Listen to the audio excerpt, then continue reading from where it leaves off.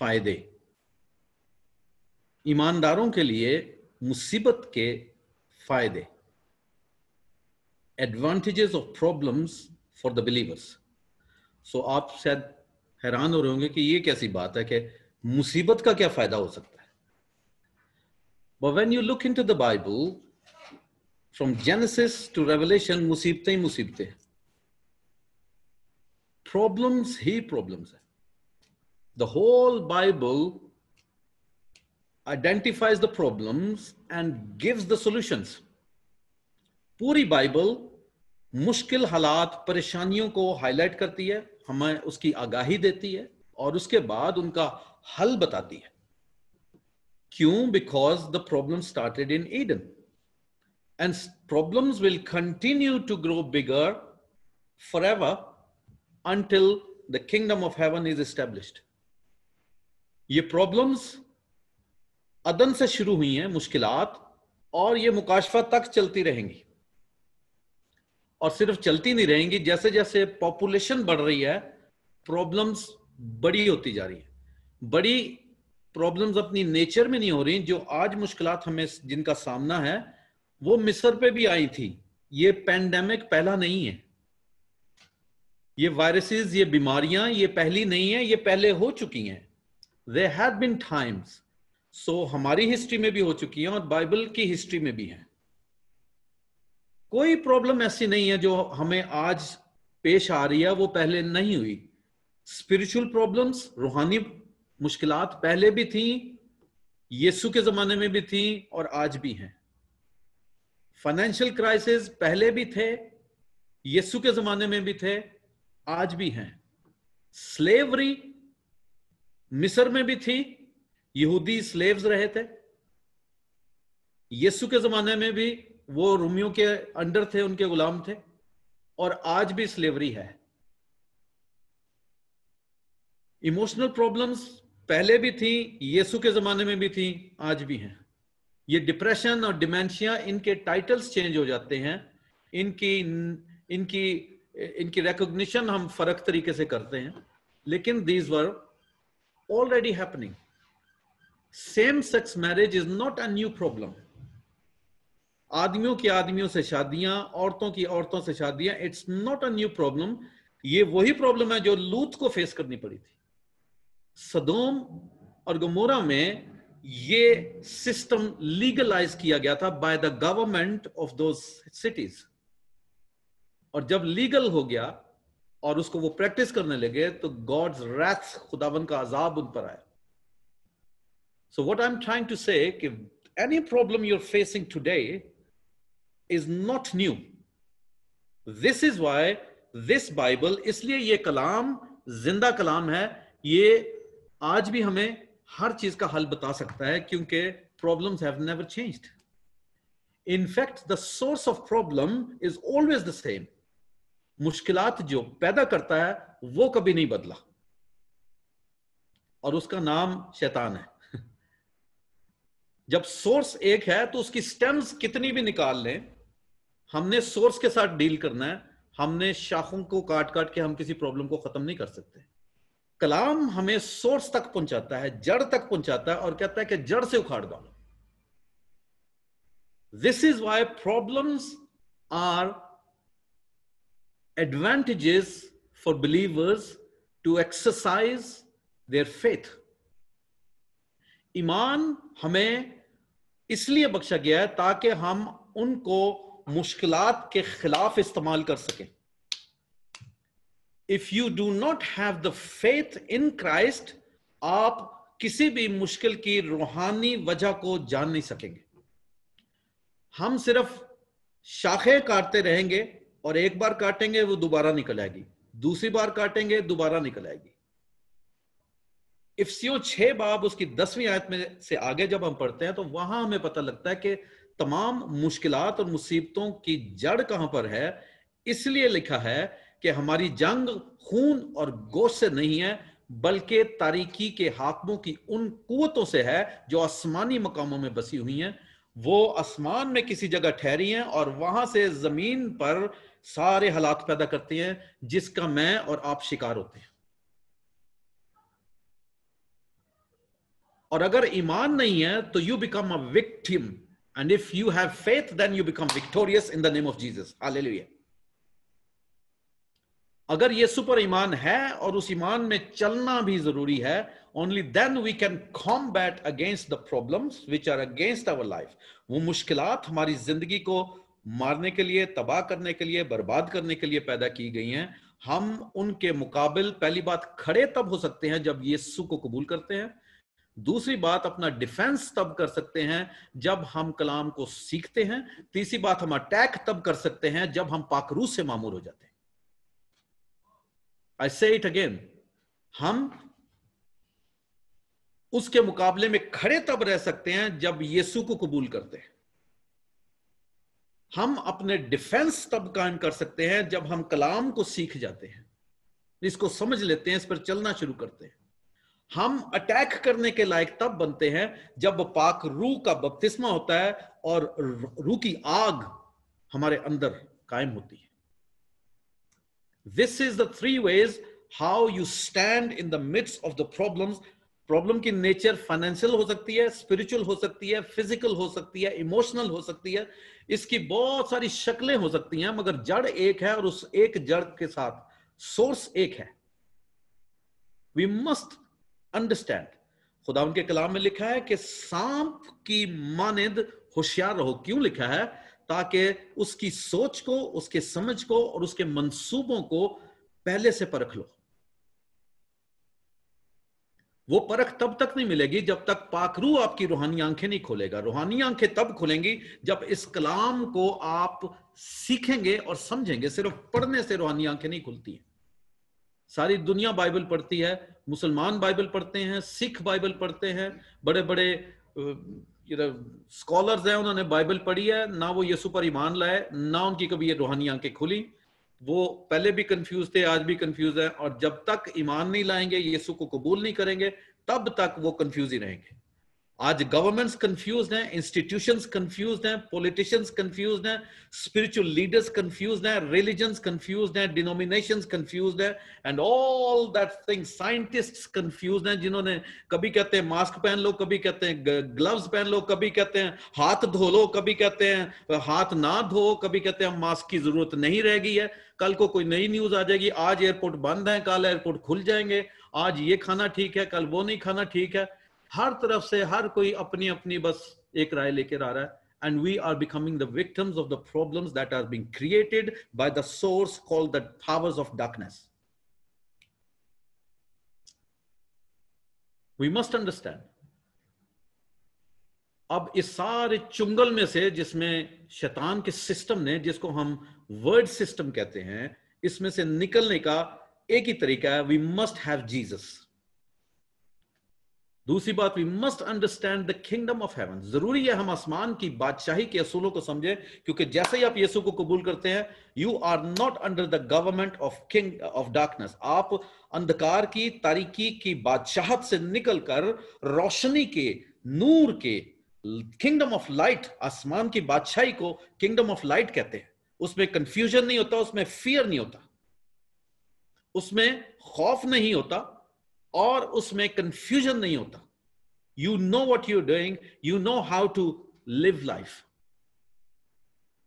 इसलिए यीशु एक शख्स का नाम नहीं है, यीशु लाइफ सिस्टम का नाम है, जिसमें रहकर आप किंगडम ऑफ डार्कनेस को फाइट करते हैं, which is full of problems. इसलिए यीशु में हमें वो तसल्ली मिलती है जो कोई दे नहीं सकता, और जिसके पास है उससे कोई छीन नहीं सकता। यीशु में हमें वो खुशी मिलती है जो कोई दे नहीं सकता, और जिसको मिल जाती है उससे कोई छीन नहीं सकता। हालेलुया। नाउ हम एक स्टोरी को पढ़ेंगे कलाम में से, एंड वी विल सी कि आप कौन सी बादशाही के अंडर ऑपरेट कर रहे हैं। Some people are jumping on daily basis. आज वो इस बादशाही में है, कल वो दूसरी बादशाही में, कभी कभी एक टांग इधर, एक टांग उधर। We are mixing and making a salad. इसलिए खुदावन ने कहा था कि कोई भी इंसान दो मालिकों की खिदमत नहीं कर सकता, या तो एक से मिला रहेगा और दूसरे के खिलाफ रहेगा। That is how we are living. और खुदा ने हर रोज आपके लिए डिसीजन नहीं लेना कि आपने कौन सी बादशाही के अंदर रह के काम करना है। आपने सुबह उठ के जैसे ही आंख खुलती है, यू डिसाइड कौन सी बादशाह के अंदर, वर्ड सिस्टम में रहना है या गॉड सिस्टम में रहना है। हम जितनी गवाहियां सुनते हैं, जितनी हम मोजज़ात अपनी जिंदगी में देखते हैं, कुछ लोगों की जिंदगी में सिर्फ यीशु ने एक मोजज़ा किया और उन्होंने सारी जिंदगी यीशु को दे दी और उससे कभी वापस नहीं मुड़े। हमारी जिंदगी में मोजज़ात पे मोजज़ात पर मोजज़ात पर मोजज़ात होते रहते हैं और हम बार बार फिर हम दूसरी तरफ चले जाते हैं। आपकी जिंदगी में यीशु को साबित करने के लिए एक ही मोजज़ा काफी है। और अगर 10 मोजज़ात के बाद भी आप नहीं सुधरे, आई वुड डिलिबरेटली से आप नहीं सुधरे, तो खुदा का कोई कसूर नहीं है। We should not blame God. End of the day आप अपनी फ्री विल से डिसाइड करते हैं कि आपने क्या करना है। And remember this, every problem will always come back to you. आपकी पुरानी मुश्किलात कभी भी दोबारा आपके ऊपर आकर दोबारा आपके सामने आ जाएंगी। लेकिन अगर आपने पहले उसका मुकाबला किया और उस पर हावी आए, तो नेक्स्ट अगली बार जब वो मुश्किल दोबारा आएगी तो वो आपको पिछले स्टेप से ऊंचा उठा देगी। Hallelujah. This is the beauty of problems. क्योंकि अगर आपने जंग लड़ी नहीं है तो आपको प्रमोशन कैसे मिलेगी? सिपाही पहले सिपाही होता है, फिर वो मेजर तब बनता है जब वो कुछ करके दिखाता है। फिर मेजर से फिर वो हायर रैंक पे तब जाता है जब वो अपने मेजर होने की पोजीशन को क्वालिफाई करता है और परफॉर्मेंस में एक्सीड कर जाता है।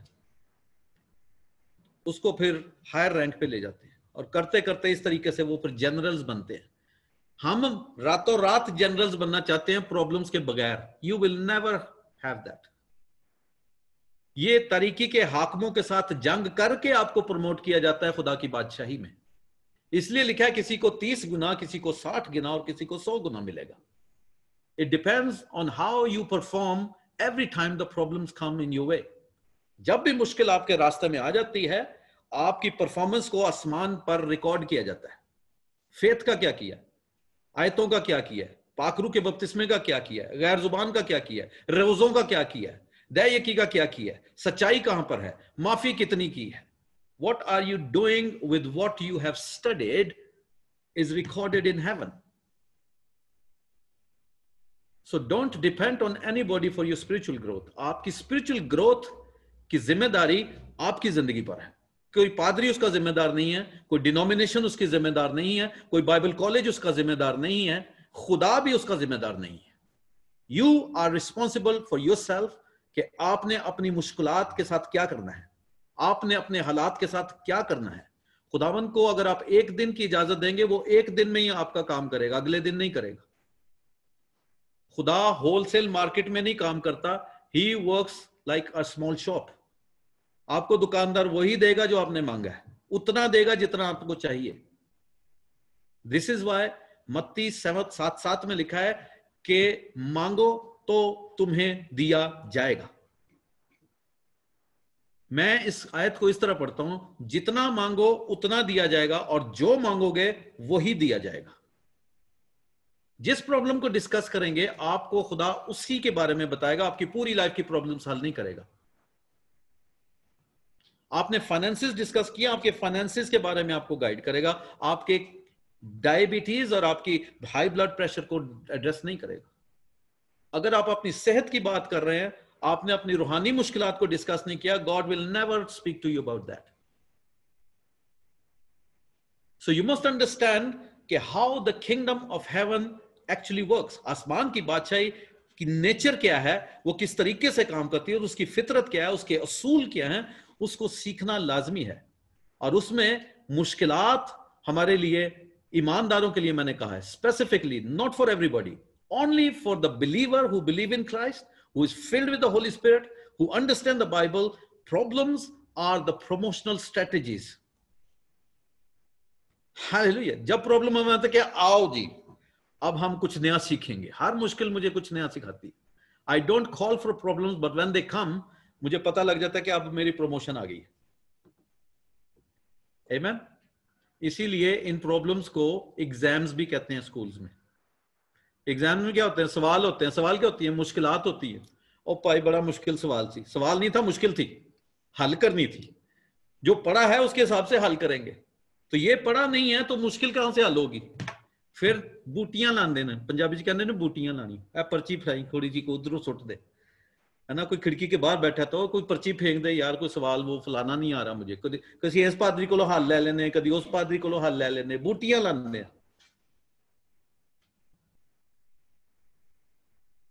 That is called cheating, which is okay. आपकी मुश्किल तो हल हो जाती है, आप पास हो जाएंगे थोड़ी देर के लिए। पर जब आपको कल को जॉब मिलेगी, जब प्रैक्टिकल लाइफ में आएंगे और खुदावन कहेगा चलो भाई हम बदुआ कड्डो, शिफावान दो, कलाम सुनाओ, तो कहेंगे मैनू तो आंदा नहीं,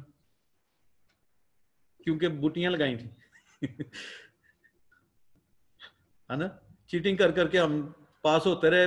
चर्च में तो पास हो गए, पादरी साहब ने क्या भी, क्या बात है, ये सिस्टर बहुत अच्छी है, ये ब्रदर बहुत अच्छे हैं, ये इन्होंने ये किया, इन्होंने वो किया, इन्होंने वो किया। पर जो खुदा ने चाहा वो क्या किया? कुछ भी नहीं किया। तो खुदा ने एक असाइनमेंट दी कि जाके है ना हाथ रखो, तो नहीं नहीं नहीं, मैं कैसे हाथ रखू? को बदरू निकल के मैंने चबड़ गई, फिर क्यों होएगा? नहीं नहीं नहीं ब्रदर, मैं नहीं हाथ रख सकता। फेल हो गए। पादी साहब के टेस्ट में पास हो गए, खुदा के टेस्ट में फेल हो गए। There is no instance in the Bible anybody came to the Lord without a problem. मूसा को चुना ही इसलिए था कि इतनी बड़ी मुश्किल है, 400 साल से लोग गुलामी में फंसे हुए हैं। कहता तू जाके निकाल, कहता मैं कैसे निकालूं? कहता फिरौन को क्या जाके मेरे लोगों को जाने दे ना। अगर आप खुदा आपसे कह दे कि जाके जरा अपने प्रेसिडेंट से बात करें और उसको कह छोड़ दे मेरे लोगों को, सारे पाकिस्तानी क्रिश्चियंस को रिहाई दो, जितने जेलों में छोड़ दो, खुदा ने कहा है, कितनी देर लगाएंगे आप जाने में? एक प्रॉब्लम है ना, and God is giving you instruction, go and do this. ये हालत थी मूसा की। मूसा के सामने एक बहुत बड़ी प्रॉब्लम खुदा ने रखी और उसको कहा उसका हल भी मैं बताता हूं, पर करना तूने है। हर मुश्किल का हल आप खुद है। देयर इज नोबडी, खुद, God never came down to solve any problem. खुदा कभी खुद से नहीं उतरा कि वो आके किसी इंसान के हालात बदल दे। खुदा ने हमेशा किसी इंसान को चुना है। कभी कभी आप ही को चुनता है आप ही की प्रॉब्लम सॉल्व करने के लिए। Sometimes he does not send anyone, he use you to change you and change your own circumstances. आपके अपने हालात को बदलने के लिए खुदा सिर्फ आप ही को चुन रहा है। वो कह रहा है कि तू खुद बदलेगा, तू बचे तो तेरा घराना भी बचाया जाएगा। हालेलुया। तू खुद सुधर जा तो बहुत सारे लोग खुद से अपने आप सुधर जाएंगे। आमीन। So let's look into the Bible. आज खुदावन के कलाम में ये ना सोचें कि पता नहीं पादी साहब आज अपने को नहीं ला ला के सुनाई जा रहे हैं, कलाम में से भी देख लेते। लूक चैप्टर 5, लूका मुकद्दस लूका रसूल की अंजील, उसका 5वां बाब और उसकी 17 आयत से वर्स 17। लूक 5:17 से पढ़ेंगे। और एक कमाल मौजज़ा किया खुदावन ने, and we will study this miracle. इसको हम स्टडी करेंगे और इसमें से फिर हम बहुत से लेसन सीखेंगे। सो अगर किसी ने अभी तक पेन और पेपर नहीं पकड़ा तो प्लीज जल्दी जल्दी लें। जब तक ये कहानी पढ़ी जा रही है अपने नोट्स लिखना शुरू करें, क्योंकि अगर ये बात आज की समझ आ जाएगी तो आपकी बहुत सारी मुश्किलात हल हो जाएंगी। बहुत सारी मुश्किलात हल हो जाएंगी, and I guarantee that, but you must understand. लिखा है, आई रीड इन उर्दू, मुकद्दस लूका रसूल की अंजील, उसका 5वां बाब, उसकी वर्स 17 से पढ़ेंगे। और एक दिन ऐसा हुआ कि वो तालीम दे रहा था और फरीसी और शरा के मुअल्लिम वहां बैठे थे, जो गलील के हर गांव और यहूदिया और यरूशलेम से आए थे, और खुदावन की कुदरत शिफा बख्शने को उसके साथ थी। और देखो, कई मर्द एक आदमी को जो मफलूज था चारपाई पर लाए और कोशिश की कि उसे अंदर लाकर उसके आगे रखे। और जब भीड़ के सबब से उसको अंदर ले जाने की राह ना पाई तो कोठे पर चढ़कर खपरेल में से उसको खटोले समेत बीच में यीशु के सामने उतार दिया। उसने उनका ईमान देखकर कहा कि ऐ आदमी, तेरे गुनाह माफ हुए। इस पर फकीह और फरीसी सोचने लगे कि ये कौन है जो कुफ्र बकता है, खुदा के सिवा और कौन गुनाह माफ कर सकता है। यीशु ने उनके ख्यालों को मालूम करके जवाब में उनसे कहा, तुम अपने दिलों में क्या सोचते हो? आसान क्या है, ये कहना कि तेरे गुनाह माफ हुए, या ये कहना कि उठ और चल फिर? लेकिन इसलिए कि तुम जानो कि इब्ने आदम को जमीन पर गुनाह माफ करने का इख्तियार है, उसने मफलूज से कहा, मैं तुझसे कहता हूं, उठ और अपना कटोला उठाकर अपने घर जा। और वो उसी दम उसके सामने उठा, और जिस पर पड़ा था उसे उठाकर खुदा की तमजीद करता हुआ अपने घर चला गया। वो सब के सब बड़े हैरान हुए और खुदा की तमजीद करने लगे और बहुत डर गए और कहने लगे कि आज हमने अजीब बातें देखी। हालेलुया। मेरे पीछे बोलें, आज हमने अजीब बातें सीखी। सही है, आज शायद आप ये मौजूदा देख नहीं पाएंगे, सुन लिया, लेकिन आज बोलें, आज हमने अजीब बातें सीखी। पहली अजीब बात हमने ये सीखी है कि मुसीबत ईमानदारों के लिए फायदेमंद है। जब भी आप खुदा से बरकत मांगेंगे, वो एक प्रॉब्लम लेकर आएगा। आप उस मुश्किल में अपने ईमान को इस्तेमाल करेंगे तो वो बरकत रिलीज हो जाएगी। कोई बरकत दुआ से नहीं मिलती, हर बरकत अमल से मिलती है। I say it again.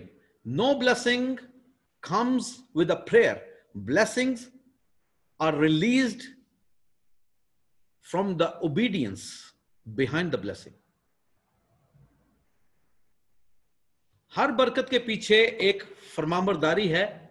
हर बरकत, every blessing is connected with an action of obedience.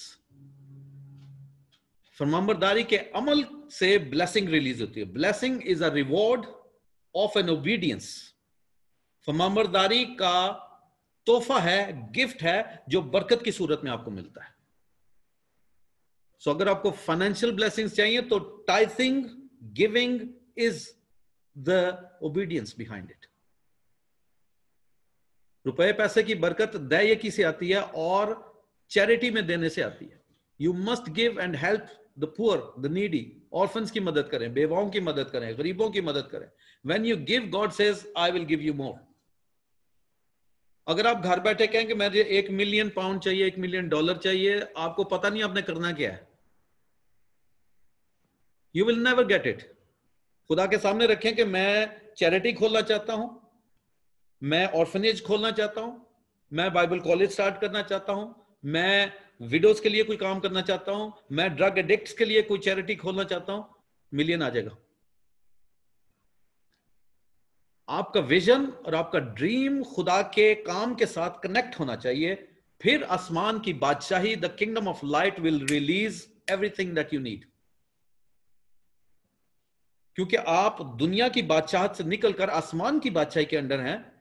सो आपकी हार्ट्स, आपकी सोच, आपके ख्याल, आपकी बातचीत, आपकी डिजायर्स सब आसमान की बादशाही के साथ कनेक्ट होनी चाहिए। You can't use it for this kingdom which is the word kingdom and ask God kingdom to support you because you want to live happy life and you want more drugs and you want more ऐशो याशी करनी है आपने। This is why Christians are not getting lot of blessings, क्योंकि सिर्फ नाम के मसीह होने का कुछ फायदा नहीं। We must understand कि एक बादशाहत है, यूके में आके आप इंडिया के कानून के ऊपर नहीं चल सकते।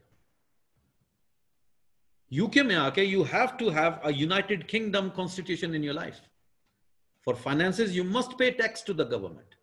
आप ये नहीं कह सकते कि काम मैं यहां करूंगा, टैक्स मैं जो है टैक्स मैं करूंगा अपने इंडियन गवर्नमेंट को पे करूंगा, क्योंकि साढ़े प्यो दादे दे मुल्क को टैक्स उन्होंने जाना चाहिए। It does not work. So tithing is your tax to the government of God. You must pay this. फिर वो आपको बेनिफिट्स देते हैं। जो टैक्स पे करता है, नेशनल इंश्योरेंस पे करता है यूके में, उसको बेनिफिट्स मिलते हैं उस कमाई से।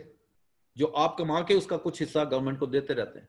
फिर जब आपकी जरूरत होती है, गवर्नमेंट कहती है लो अब हम आपको फ्री मेडिकल देंगे, फ्री मेडिसिन देंगे, आपको ये फ्री मिलेगा। आपको कुछ भी फ्री नहीं होता, because you work for the government. आपने उस मुल्क की जमीन पर काम किया है, मेहनत की है, कम्युनिटी की लुक आफ्टर की है। This is how kingdom of heaven works. Exactly same principles है। बट हमारी टांग क्योंकि दो तरफ है, we want blessings from here but we want to use it there. God says no no no no, if you want my blessings you must use it for me, including your bodies, including your finances, including your houses, including your cars। आपकी गाड़ियां, आपके घर, आपके बदन, आपकी family खुदा के under आती है, उस सिस्टम के अंडर है। You can not just run everywhere. Christianity में एक टीचिंग जो बहुत गलत और उसका नाजायज फायदा उठाया जाता है कि फजल है खुदा का, बस फजल काफी है, वो माफ करता है, तुसी लगे रहो जिधर कर रहे। रॉन्ग, रॉन्ग, ये गलत टीचिंग है। क्योंकि लिखा है, मुकाशवा में लिखा है कि अगर तू ऐसा नहीं करेगा जैसा लिखा है तो मैं तेरा नाम किताबे हयात से काट डालूंगा। This is not being taught. इस पे कोई तालीम नहीं देता। डरते हैं लोग कि मेरा चर्च छड़ के दौड़ जाएंगे। लोगों को डराना नहीं है, खुदावन का खौफ। God is looking for two things, love of God and fear of God, both are needed. हम एक चीज को रख के नहीं चल सकते कि वो बहुत प्यार करता है, वो माफ करता है, वो फजल से भरा है, वो तरस करता है, तरस खाता है हम पे, हमारी है ना, हमारी देखभाल करता है, कौवों को भी रोटी देता है, हमें भी रोटी देगा। रोटी तो देता रहेगा, एंड पे जाके डिस्क्वालीफाई कर देगा। आई नो समबॉडी जिनका किसी कंट्री जाने का वीजा भी लग गया, जब वो लैंड हुए इमिग्रेशन पे, जब इंटरव्यू हो उन्होंने वापस भेज दिया। तो आपका अगर वीजा लग गया, पाकरू आपके अंदर है, you must live the word of God, you must live it. अगर आप नहीं इस पे चलेंगे तो खुदावन ने कहा उस दिन बहुत से आएंगे और आए खुदावन कहेंगे मैं साफ उनसे कह दूंगा मैं तुम्हें नहीं जानता। So don't take God as an option. खुदावंद एक आपके लिए ऑप्शन नहीं है कि आज मुझे चाहिए और आज नहीं चाहिए। वंस यू डिसाइड कि मैं चलूंगा तो देन इट हो सकता है आप एक दिन में, एक साल में सारे कलाम पर पूरा ना उतर सके, पर 10 साल में तो होना चाहिए, 20 साल में तो होना चाहिए, 30 साल में तो होना चाहिए, 50 साल में भी नहीं हो सकता। इतना मुश्किल है ये कलाम। मुश्किल अपना इनकार है, मुश्किल हमारा दिमाग है, हमारी सोच सिर्फ अपने तक महदूद रहती है। दैट इज नॉट, उसको राइचियसनेस, रास्तबाजी नहीं कहते। रास्तबाजी, the righteous life comes with thinking right, living right, speaking right, doing everything right under the light of Jesus Christ. Hallelujah. Doing everything right because we belong to the light. अब ये मैं उर्दू में नहीं कह सकता है। हम रोशनी के फर्जंद हैं। रास्तबाजी रोशनी से जुड़ी हुई है।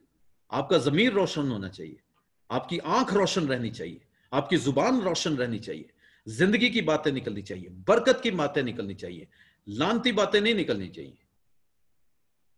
Hallelujah. Let's come to this story. और ऐसा हुआ कि यहां पर हम देखते हैं कि एक घर में खुदावंद यीशु तालीम दे रहे हैं, एंड और इतना रश है उस घर में, और ऑब्वियसली वो घर इतना बड़ा नहीं होगा क्योंकि यहूदी लोग इतने अमीर नहीं थे, क्योंकि गुलामी में थे, रूमियों की हुकूमत थी। सो एक छोटी कम्युनिटी थी और उसमें इस घर में खचाखच लोग भरे हुए हैं। खुदावंद यीशु तालीम दे रहे हैं, ही इज टीचिंग। तो जब तालीम दे रहे होते हैं तो वहां पर शोर नहीं होता है, वहां पर बहुत ही खामोशी होती है। जैसे अभी है, इस ग्रुप पे सब लोग खामोशी से कलाम सुन रहे हैं। सो थिंक कि आप सब वहां पर बैठे हैं और यीशु खड़े होकर कलाम दे रहे, टीचिंग दे रहे हैं, जैसे मैं दे रहा हूं आज। आप सबका ध्यान मेरी तरफ है और कोई नहीं बोल रहा। यही माहौल उस घर में है, सब खामोशी से सुन रहे हैं। वहां पर प्रोफेसीज नहीं हो रही हैं, वहां पर गैर जुबान में दुआएं नहीं हो रही हैं, वहां पर गीत नहीं गाए जा रहे। कहने का मकसद यह है कि वहां पर किसी किस्म का कोई शोर नहीं है, क्योंकि माइक सिस्टम नहीं है, ना स्पीकर लगे हुए। People have to stay quiet. लोगों को खामोश रहना जरूरी है ताकि खुदावन यीशु जो तालीम दे रहे हैं उसको वो सुन सके। सो इसको इंग्लिश में कहते हैं पिन ड्रॉप साइलेंस, कि सुई भी गिरेगी तो आवाज आएगी, इतनी खामोशी है, क्योंकि टीचिंग सेशन चल रहा है। जब कलाम सुनाया जा रहा था तो सबको कहते बेटे चुप बैठो, आवाज नहीं होनी चाहिए। सो ये माहौल है उस घर का, उसमें और मजीद कोई शख्स एंटर नहीं हो सकता, बिकॉज दरवाजे तक लोग बैठे हैं, सारे कमरे भरे हुए हैं, खिड़कियों से बाहर से लोग झांक झांक के सुन रहे होंगे क्या सुनाया जा रहा है। एंड देन ऐसे में एक प्रॉब्लम आई है। अब मैं कलाम सुना रहा हूं और अचानक ऊपर से एक प्रॉब्लम मेरे सर पे गिरती है। प्रॉब्लम क्या है? एक बंदा किसी ने छोड़ देता मेरे सिर पे, बीमार आदमी ऊपर से मेरे सामने आ गया। सो किससे पूछा जाए? चले सिस्टर स्वीटी से पूछ लेते हैं। सिस्टर स्वीटी, आप सुन रही? एक सवाल करने लगूं आपसे। अगर कोई पास्टर मेरी तरह कलाम सुना रहा है और पूरी कलीसिया सुन रही है और छत में से एक आदमी ऊपर आके गिरा दिया सामने, मुझे जरा पादरी साहब की हालत बताएं क्या होगी? उसने भी उसके साथ ही गिर जाना है। ये कोई बहुत ही माड़ा पादरी तुसी रखे है। तो उसको भी तो शौक लगेगा ना। ठीक है, चलो ये तो पादरी साहब की बात होगी कि एक शौक लगेगा, यार ये क्या हो गया, लोगों का क्या हाल होगा। ठहरे सिस्टर स्वीटी, आप ठहर जाए, अब मैं किसी और से पूछ लेता हूँ। सिस्टर मनप्रीत, आप बता दें।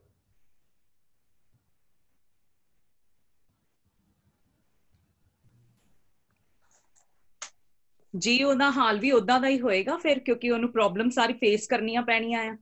ਠੀਕ ਹੈ ਨਾ, ਚਲੋ ਤੁਸੀਂ ਉਹਨਾਂ ਦੀ ਗੱਲ ਛੱਡ ਦਿਓ, ਆਪਣੀ ਲੈ ਲਓ। ਜੇ ਹੁਣੇ ਹੀ ਇੱਥੇ ਟੇਬਲ ਤੇ ਮੇਰੇ ਇੱਕ ਬੰਦਾ ਆ ਕੇ ਇੰਜ ਡੱਕ ਠਾ ਕਰਕੇ ਡਿੱਗੇ, ਤੁਹਾਡਾ ਕੀ ਹਾਲ ਹੋਣਾ ਤੇ ਮੇਰਾ ਕੀ ਹੋਣਾ? ਸ਼ੌਕ लगना है एकदम ਜਿੱਦਾਂ है ना, तो शंका जी हो जानी है। पॉइंट नंबर 1 लिखे जी। प्रॉब्लम कभी भी बता के नहीं आएगी। Problem will never give you any notice. Problem कभी भी किसी वक्त भी आ सकती है। इसलिए जिन्होंने लोगों को प्रोहणे नहीं पसंद, वो कहते हैं जी प्रोहणा ते मुसीबत कभी भी आ जाते हैं। पंजाबी में ऐसे ही कहते हैं मेहमान या मुसीबत कभी भी आ जाते हैं, कोई पता नहीं लगता।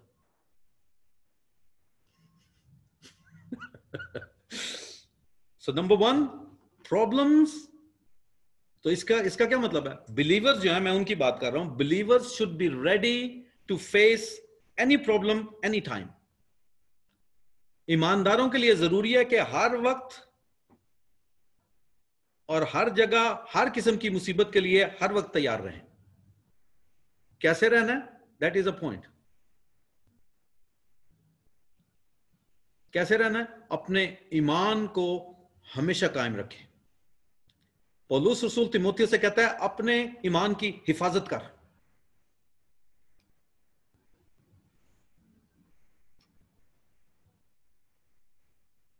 You must be full of faith all the time. So point 1 ये है कि problem can come anytime from anywhere. मुसीबत कभी भी और कहीं से भी आ सकती है, वो कभी भी नोटिस नहीं मिलेगा आपको। It will just come anytime.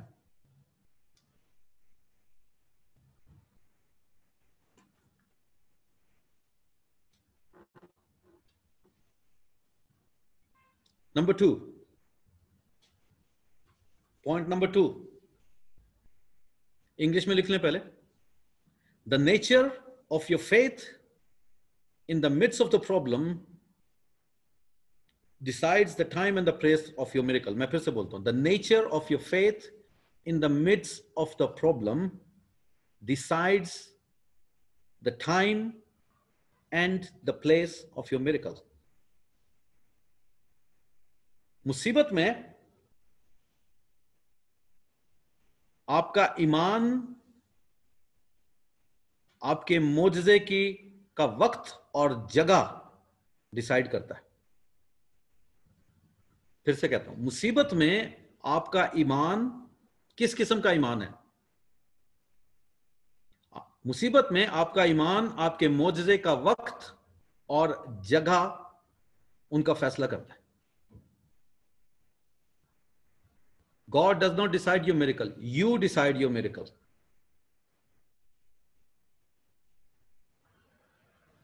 मैं आपको एक मिसाल दे देता हूं। 12 साल की बीमार औरत ने सोच लिया था कि I will not lose my opportunity, मैं इसी वक्त मौजा लूंगी और आज ही लूंगी और इस जगह जहां यीशु गुजरा है इसी जगह लूंगी।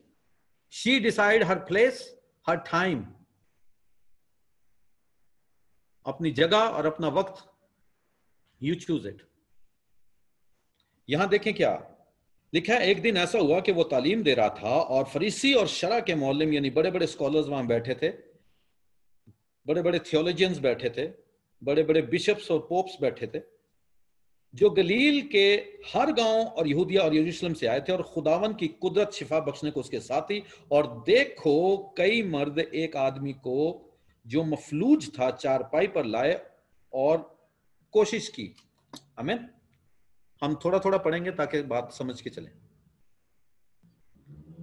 सो ऐसे में जब प्रेयर मीटिंग हो रही है, कलाम सुनाया जा रहा है, सब खामोशी से बैठे हैं, चर्च मीटिंग चल रही है, आप किसी बीमार को लेकर आ गए हैं और चर्च खचाखच भरा है, तो क्या करेंगे? Sister Sweety,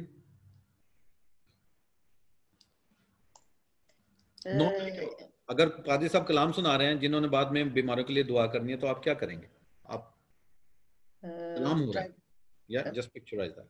Probably try to force my way in if I'm in desperate need. दुआ नहीं हुई, शुरू नहीं हुई, अभी तो कलाम सुनाया जा रहा है। Probably my faith is so, मेरा विश्वास इतना है कि I'm in desperate need, so I won't wait till the kalam will finish. I'll push my way in probably. तो आपको सिक्योरिटी गार्ड तो आगे नहीं आने देंगे, अभी कलाम हो रहा है। Probably because I'm in desperate need, हाथ पैर जोड़ेंगे, नाक रगड़ेंगे, कुछ भी करेंगे। हाँ, एल्डर्स तो आगे नहीं आने देंगे।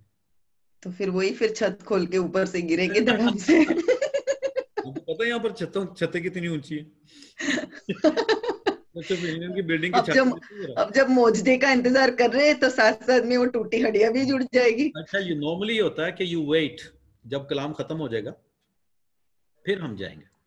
एंड में जब प्रेयर स्टार्ट होगी देन फिर जब अनाउंसमेंट होती है, आप सब जैसे पीटर भाई ने कहा कि कलाम जब हो जाएगा फिर हम दुआएं करेंगे सबकी मुश्किलात के लिए, प्रॉब्लम के लिए। सिस्टम है ना, एक डिसिप्लिन है। You can not break that discipline, you are not allowed. Religious gatherings में you are not allowed to break the system. System ये है कि कलाम पहले प्रस्तिश होगी, फिर कलाम सुनाया जाएगा, फिर बीमारों के लिए दुआ की जाएगी। Then I'll wait for my turn. These people should have waited because they know the system. But they didn't wait. इन्होंने कोई इंतजार नहीं किया। और लेके किसको आए हैं?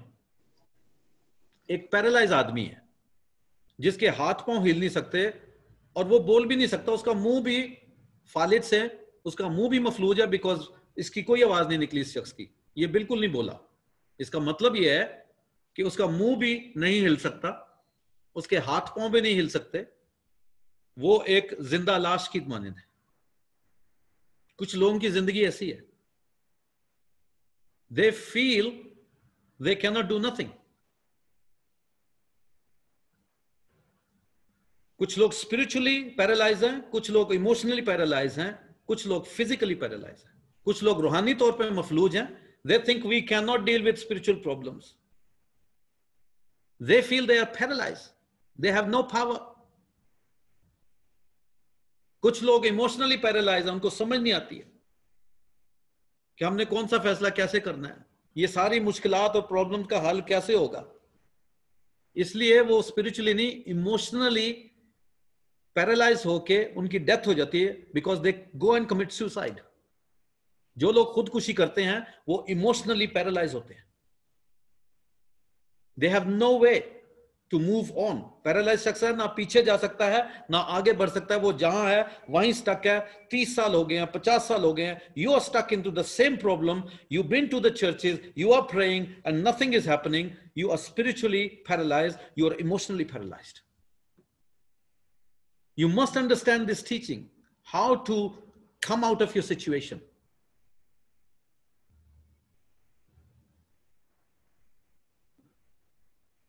So कुछ लोग रूहानी तौर पर पैरालाइज हैं, कुछ लोग जज्बाती तौर पर इमोशनली माइंड उनके स्टक हो चुके हैं, कुछ लोग फिजिकली पैरालाइज हैं. फिजिकल ये सिर्फ फिजिकल ये नहीं है, कुछ लोग फाइनेंशियली पैरालाइज हैं, उनके हालात बाप दादा से नहीं बदलते यार है, गुर्बत घर से जाती नहीं है.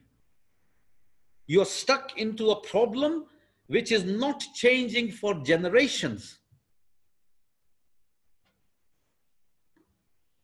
मैं खुदा का शुक्र करता हूं अच्छे दोस्तों के लिए. आजकल फेसबुक पे बहुत सारे फ्रेंड्स होते हैं, पर आपको कोई एक घूंट पानी नहीं पिला सकता जब आप बेड पे लेटे हुए. They are not friends. I don't call them friends. इस आदमी की एक नेकी काम आ गई कि कभी इसने अच्छे वक्त में अपने अच्छे दोस्त बना लिए थे. जब ये कुछ नहीं कर सकता, इसके दोस्त इसके लिए सब कुछ कर रहे हैं. अगर आप इस चैप्टर 5 से पहले के पढ़ें तो खुदावंद यीशु ने बहुत बड़े मौजज़े किए हैं. और एक मौजज़ा ऐसा किया कि पतरस ने जाल डाला था, मछली नहीं मिल रही थी, कुछ नहीं पकड़ा, कहता पूरी रात हम लगे रहे, एक मच्छी यीशु जी हाथ नहीं आई. खुदावंद यीशु ने कहा आप जरा गहरे में लेके जाओ, अब जाल डालो. कहता है इतनी मछली कि पतरस को जरूरत पड़ी कि वो अंद्रयास और बाकी जो लोग थे वो भी आए, जो बाकी मछेरे थे, उन दोनों की कश्तियां भर गई. और लिखा है कि इतनी मछली पकड़ी कि कश्तियां डूबने लगी. Good friendships help you in the time of need. एक जगह कलाम में यीशु ने कहा कि नाराजगी की दौलत से ऐसे दोस्त पैदा करो जो बुरे दिन में तुम्हारे काम आए. अच्छी दोस्ती इज बेटर देन बहुत सारा पैसा. पैसा किसी का दोस्त नहीं है, इसको अनराइचियस कहा गया है. नारास्त है दौलत, इसकी नेचर नाराजती है. जिसके पास बहुत ज्यादा आ जाती है वो अनराइचियस हो जाता है, उसकी सोच बदल जाती है. बड़े बड़े खुदा के खादिम बहुत सारा पैसा आने की वजह से उनके दिमाग बदल गए and they shifted from their original call. इसलिए मिनिस्ट्रीज, बहुत सारी international ministries, specially American ministries, बहुत सी बिजनेस एंटरप्राइजेज है. It's an easy way. आजकल गॉस्पेल सिंगिंग बहुत बड़ा बिजनेस है. जिसको कुछ नहीं आता वो 6 महीने किसी उस्ताद के पास बैठ के अच्छी सारी सिंगिंग सीख ले और फिर वो वीडियो बना के डाल दे. They will make money. YouTube पे जितने व्यूज बढ़ते जाएंगे आपको पेमेंट्स आनी शुरू हो जाएंगी. This is why you have to be careful. You not carried away with good music and just good tunes. Look for the good spirits. कलाम में लिखा है, इस बात की इजाजत है कि रूहों को आजमाओ. We must test the spirits. इंसान की रूह में क्या है, उसकी सोच में क्या है, उसको परखना जरूरी है. अच्छे दोस्त आपके लिए सबसे बड़ा सरमाया है. यीशु ने इसलिए कहा कि मैंने तुम्हें अपना दोस्त कहा है, नौकर नहीं कहा. हालेलुया. हम खुदा उनका शुक्र करते हैं. सो अच्छे दोस्त मिले, उन्होंने उस शख्स को उसके घर से उठाया जहां वो था. कितना अरसे से वो बीमार था हम नहीं जानते, मगर वो उठा के लाए और उन्होंने देखा कि घर खचाखच भरा है. अब हम क्या करें क्या करें क्या करें क्या करें. अब ऐसे करते हैं, छत पे चलते हैं. उस जमाने में छोटी सीढ़ी होती थी, कुछ छतों के ऊपर घर पे आप आराम से जा सकते थे. और छत पे लोग कुछ काम शाम करते थे, तो वहां से अगर उन्होंने कोई चीजें रखी हैं और वो घर में नीचे उतारनी है तो एक खिड़की छत में बनाई होती थी, उसको खोल देते थे ताकि वो चीजें आराम से लटकाई जाएं, सीढ़ियों से खींच के ना लाना पड़े कुछ सामान. सो जो स्टोरेज छत के बाहर ऊपर की जाती थी, वहां पर छतें ये यूके के घरों की तरह ऐसे नहीं होती फ्लैट जैसे हमारे इंडिया पाकिस्तान में होती है. फ्लैट छत होती थी और छत के अंदर एक खिड़की रखी जाती थी जिससे कोई चीज नीचे लटकाई जाए. ओए फलाने ऐ सुट दे, ओए फलाने वो ले आ दे मैनू, वो कहता है ए लो जी थल्ले, तो लटका दी जाती थी. या तो ये वो घर था या फिर एक ऐसा घर था जिसकी छत बंद थी और इन 4 लोगों को पता था कि छत कैसे खोलनी है. खुदा के खादिम ने एक बार कलाम सुनाया, कहते हैं कि मेरा ख्याल है ये चारों चोर थे, इनको पता था छतें कैसे खोलनी है. अब ये सोचें कि यहां पर खामोशी है, कलाम मैं सुना रहा हूं, छत पे कोई चढ़ गया, कोई आवाज नहीं आई होगी. और आवाज क्या है, 5 लोग हैं छत पे, 4 चढ़े हैं, 5वें को घसीट के खींच के ऊपर लेके गए. 2 ने नीचे से धक्का दिया होगा, 2 ने ऊपर से खींचा होगा. ऊपर चढ़ाना कोई आसान काम नहीं है एक ऐसी जिंदा लाश को. It is not an easy thing. लोगों को खुदा के पास लाना आसान काम नहीं है। It takes passion and it takes effort. इन चारों ने सोच लिया कि हम अपने दोस्त को इस सिचुएशन में नहीं रहने देंगे। पौलुस रसूल इस बात को ऐसे लिखते हैं कि लोगों को खुदावन के पास ऐसे लेकर आओ जैसे आग में से जलते हुए को बचाते हो। लोग नहीं जानते वो किधर जा रहे हैं, दुनिया नहीं जानती कि उनका एंड क्या होगा, मगर मैं और आप जानते हैं कि आग की जलती हुई झील उनकी डेस्टिनी है। We must make every effort. जो यीशु का दोस्त है वो हर गुनहगार का दोस्त होना चाहिए, क्योंकि यीशु गुनहगारों का दोस्त था। Jesus was a friend of sinners. If you are not a friend of sinner, I don't know what are you Christian for then. वो इसलिए गुनहगारों में बैठता था ताकि उनकी जिंदगियों को बदल सके और उनकी जिंदगी में मौजज़े करके उनको दुनिया की बादशाहत से निकालकर आसमान की बादशाही में शामिल कर सके। इन लोगों ने कितनी कोशिश की। पहले उसको घर से पता नहीं कौन से गांव से आए हैं, कितना सफर करके आए हैं, कौन सी बसें बदली होंगी इन्होंने, कितने रिक्शे लिए होंगे, साइकिल भी कोई मिली है कि नहीं, किसी गधे पे सवार किया, इसको कैसे लेकर आए हैं। उस जमाने में तो बसें भी नहीं थी, गाड़ियां भी नहीं थी, कैसे लेकर आए होंगे। और फिर लेके आए, इन्होंने इंतजार नहीं किया कि कलाम खत्म हो जाए। उन्होंने कहा कि मीटिंग होती रहेगी, बाद च असी अपना काम आ जाए, बरकत लेके जानी है। They climb up the roof। और अगर सीढ़ी नहीं थी तो कहीं से सीढ़ी ढूंढ के लाए होंगे, क्योंकि ये जानते नहीं थे कि आगे सिचुएशन क्या है। एक प्रॉब्लम तो ये उठा के लाए थे साथ, अब आगे दूसरी प्रॉब्लम ये है कि हमने अंदर कैसे जाना है। अब इन्होंने डिसीजन ये लिया है कि हम अंदर नहीं जाएंगे, हम छत से जाएंगे। अब तीसरी प्रॉब्लम ये है कि छत पे चढ़ना कैसे है, क्योंकि सीढ़ी तो साथ लेके नहीं आए, रस्सियां भी नहीं लेकर आए, हमने ऊपर चढ़ना कैसे। किसी घर से कोई 2 बंदे जाके सीढ़ी लेके आए होंगे, कोई रस्सियां लेके आया होगा। And then they pulled this person up. 2 ने धक्का दिया सीढ़ियों से, 2 ने खींचा ऊपर खींच के उनके छत से नीचे कैसे लटकाए। हुन जी टाइलां खोलिए। मैं आपका रुझान इस बात पे दिला रहा हूं कि इतनी एफर्ट हो रही है और इतनी खामोशी है घर में, किसी को कुछ नहीं पता लगा। सब कलाम में इतने मगन है कि उनको दुनिया की इर्द गिर्द की कोई फिक्र नहीं है कि क्या हो रहा है। कभी कभी हम अपनी मजहबी जिंदगी में इतने मसरूफ होते हैं कि हम पूरी दुनिया की मुश्किलात को भूल जाते हैं कि कौन क्या कर रहा है, यार साडा की लेना देना है, अपने ठीक कर दे रहे हैं, कोई गल। Nobody left the meeting. We are too busy in our churches. हम प्रेयर मीटिंग्स में इतने बिजी हैं कि बाहर की जो मुश्किलात हैं लोगों की, उसमें हम कोई ध्यान नहीं दे रहा। क्रिश्चियन सारे, क्रिश्चियन वर्ड मोस्टली, हमें बस लेना आता है, हमें देने के लिए देना नहीं आता है। जब हमारी प्रॉब्लम है तो हम चाहते हैं हर इंसान को पता होना चाहिए, हर कोई आना चाहिए मेरे लिए, मेरा हाल पूछे आके। जब किसी की जरूरत है तो मेरे पास कोई टाइम नहीं है, आई एम टू बिजी। आपकी फास्टिंग, आपके रोजे, आपके गीत गाना, आपकी चर्चेज अटेंड करना, क्या फायदा है अगर बाहर दुनिया बुखलाई हुई है, समझ नहीं आ रही और हम कुछ नहीं कर रहे। We are not doing nothing, we are too busy in attending meetings.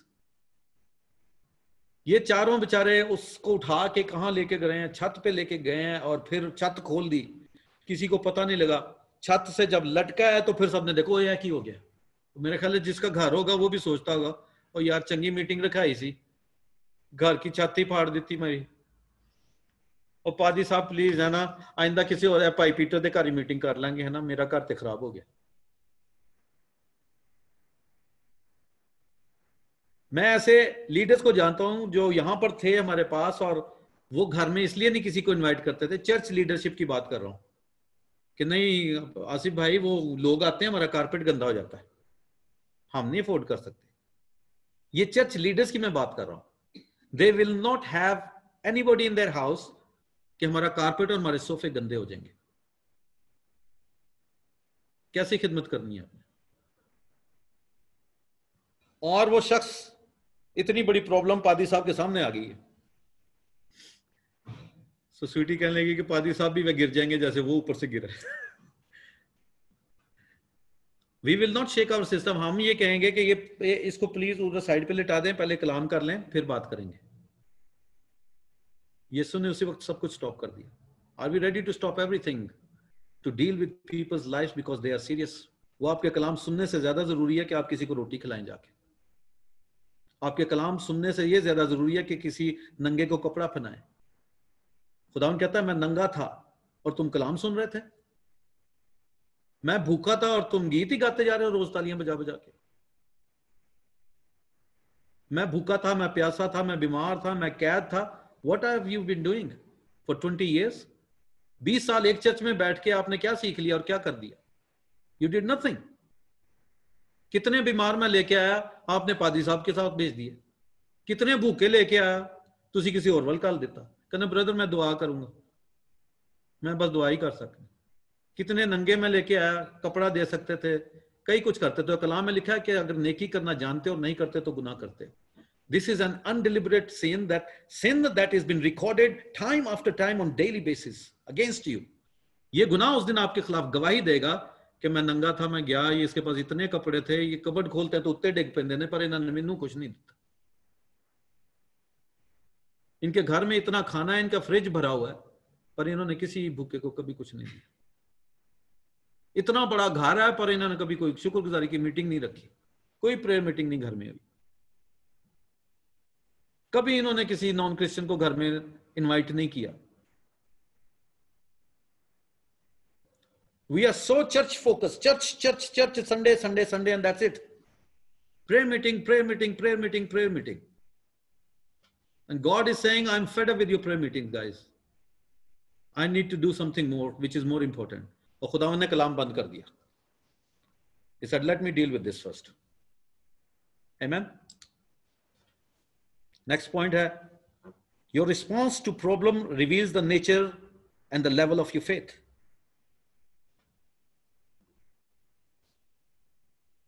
Your response to the problem reveals the nature and the level of your faith.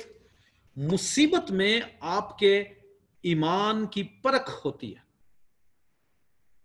मुसीबत में आपके ईमान की परख होती है कि किस किस्म का ईमान है, क्योंकि ईमान की कई किस्में हैं।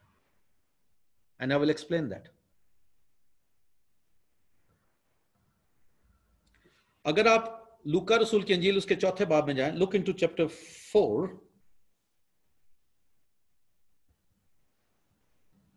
उसकी वर्स 33 पढ़नी है, 33वीं आयत, 33वीं और 34वीं, 33 एंड 34।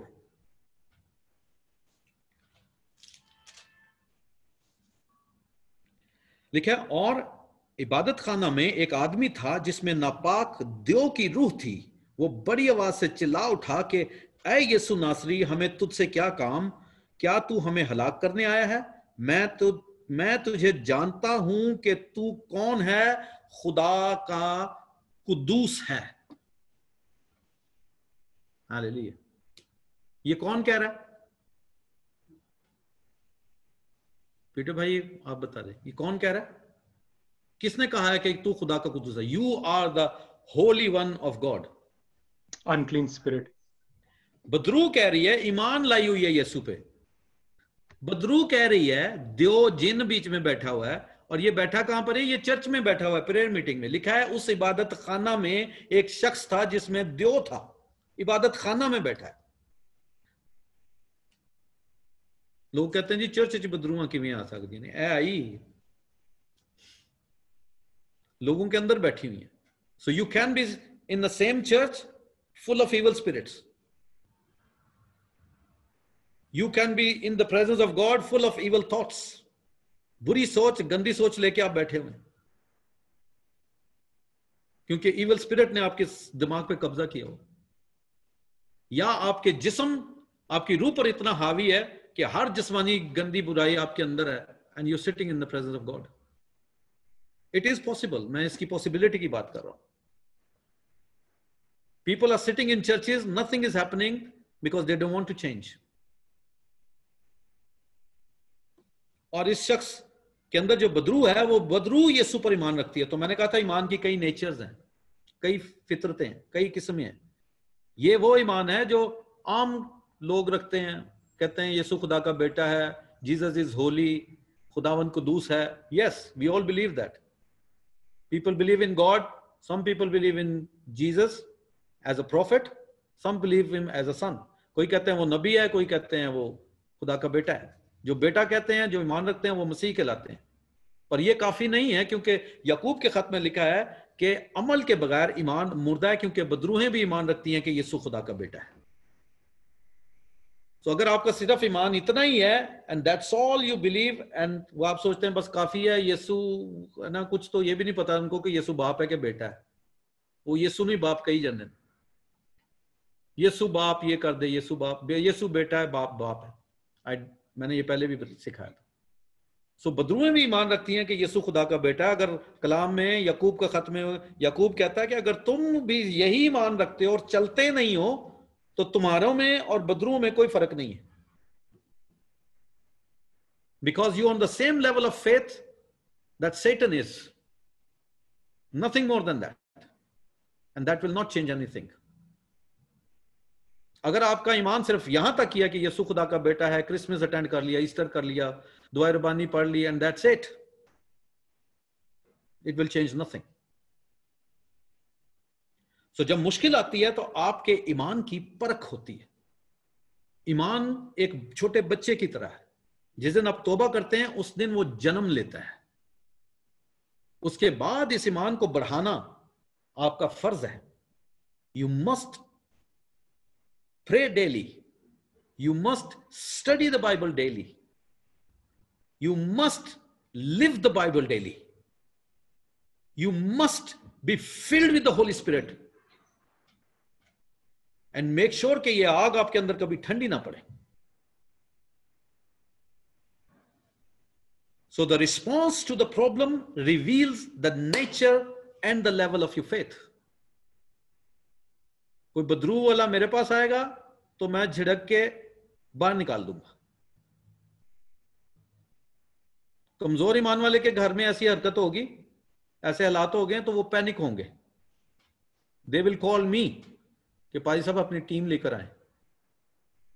और कुछ लोग जो हैं, वो क्रिश्चियंस की बात कर रहा हूं, वो पीरों के पास चले जाते हैं, वो कब्रों पे चले जाते हैं चढ़ावे चढ़ाने, मंदिरों में भाग जाते हैं, जादूगरों के पास चले जाते हैं। Problem will assess the nature of your faith. आपने यीशु पर जो ईमान रखते हैं, उस ईमान का करते क्या है? Write this down. Faith has been given to fight the problems. ईमान का मकसद पहला मुश्किलात का सामना करना है। सो अगर आपने घर में अपनी डिफेंस के लिए बंदूक रखी हुई है, you have a gun in the house for your defence, और आपके पास लाइसेंस भी है, लीगली आप यू आर ऑथोराइज्ड, आपने लाइसेंस लिया हुआ है बंदूक का, और वो आपने इसलिए रखी है कि जिस दिन चोर आएंगे मैं उस दिन इस्तेमाल करनी है, तो उस दिन लभदी नहीं। जिस दिन चोर आ गए तो भूल ही गया मैं खरे कितने रखे।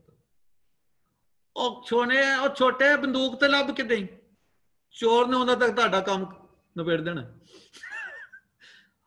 और ये इत्थे रखी सी, हेलो बच्चों की मम्मा बंदूक ते लब के दई, चोर फड़िया मैं, फड़िया मैं जाने ना बंदूक कट के लिया दवा दा, किन्ने चेर फड़ के रखोगे?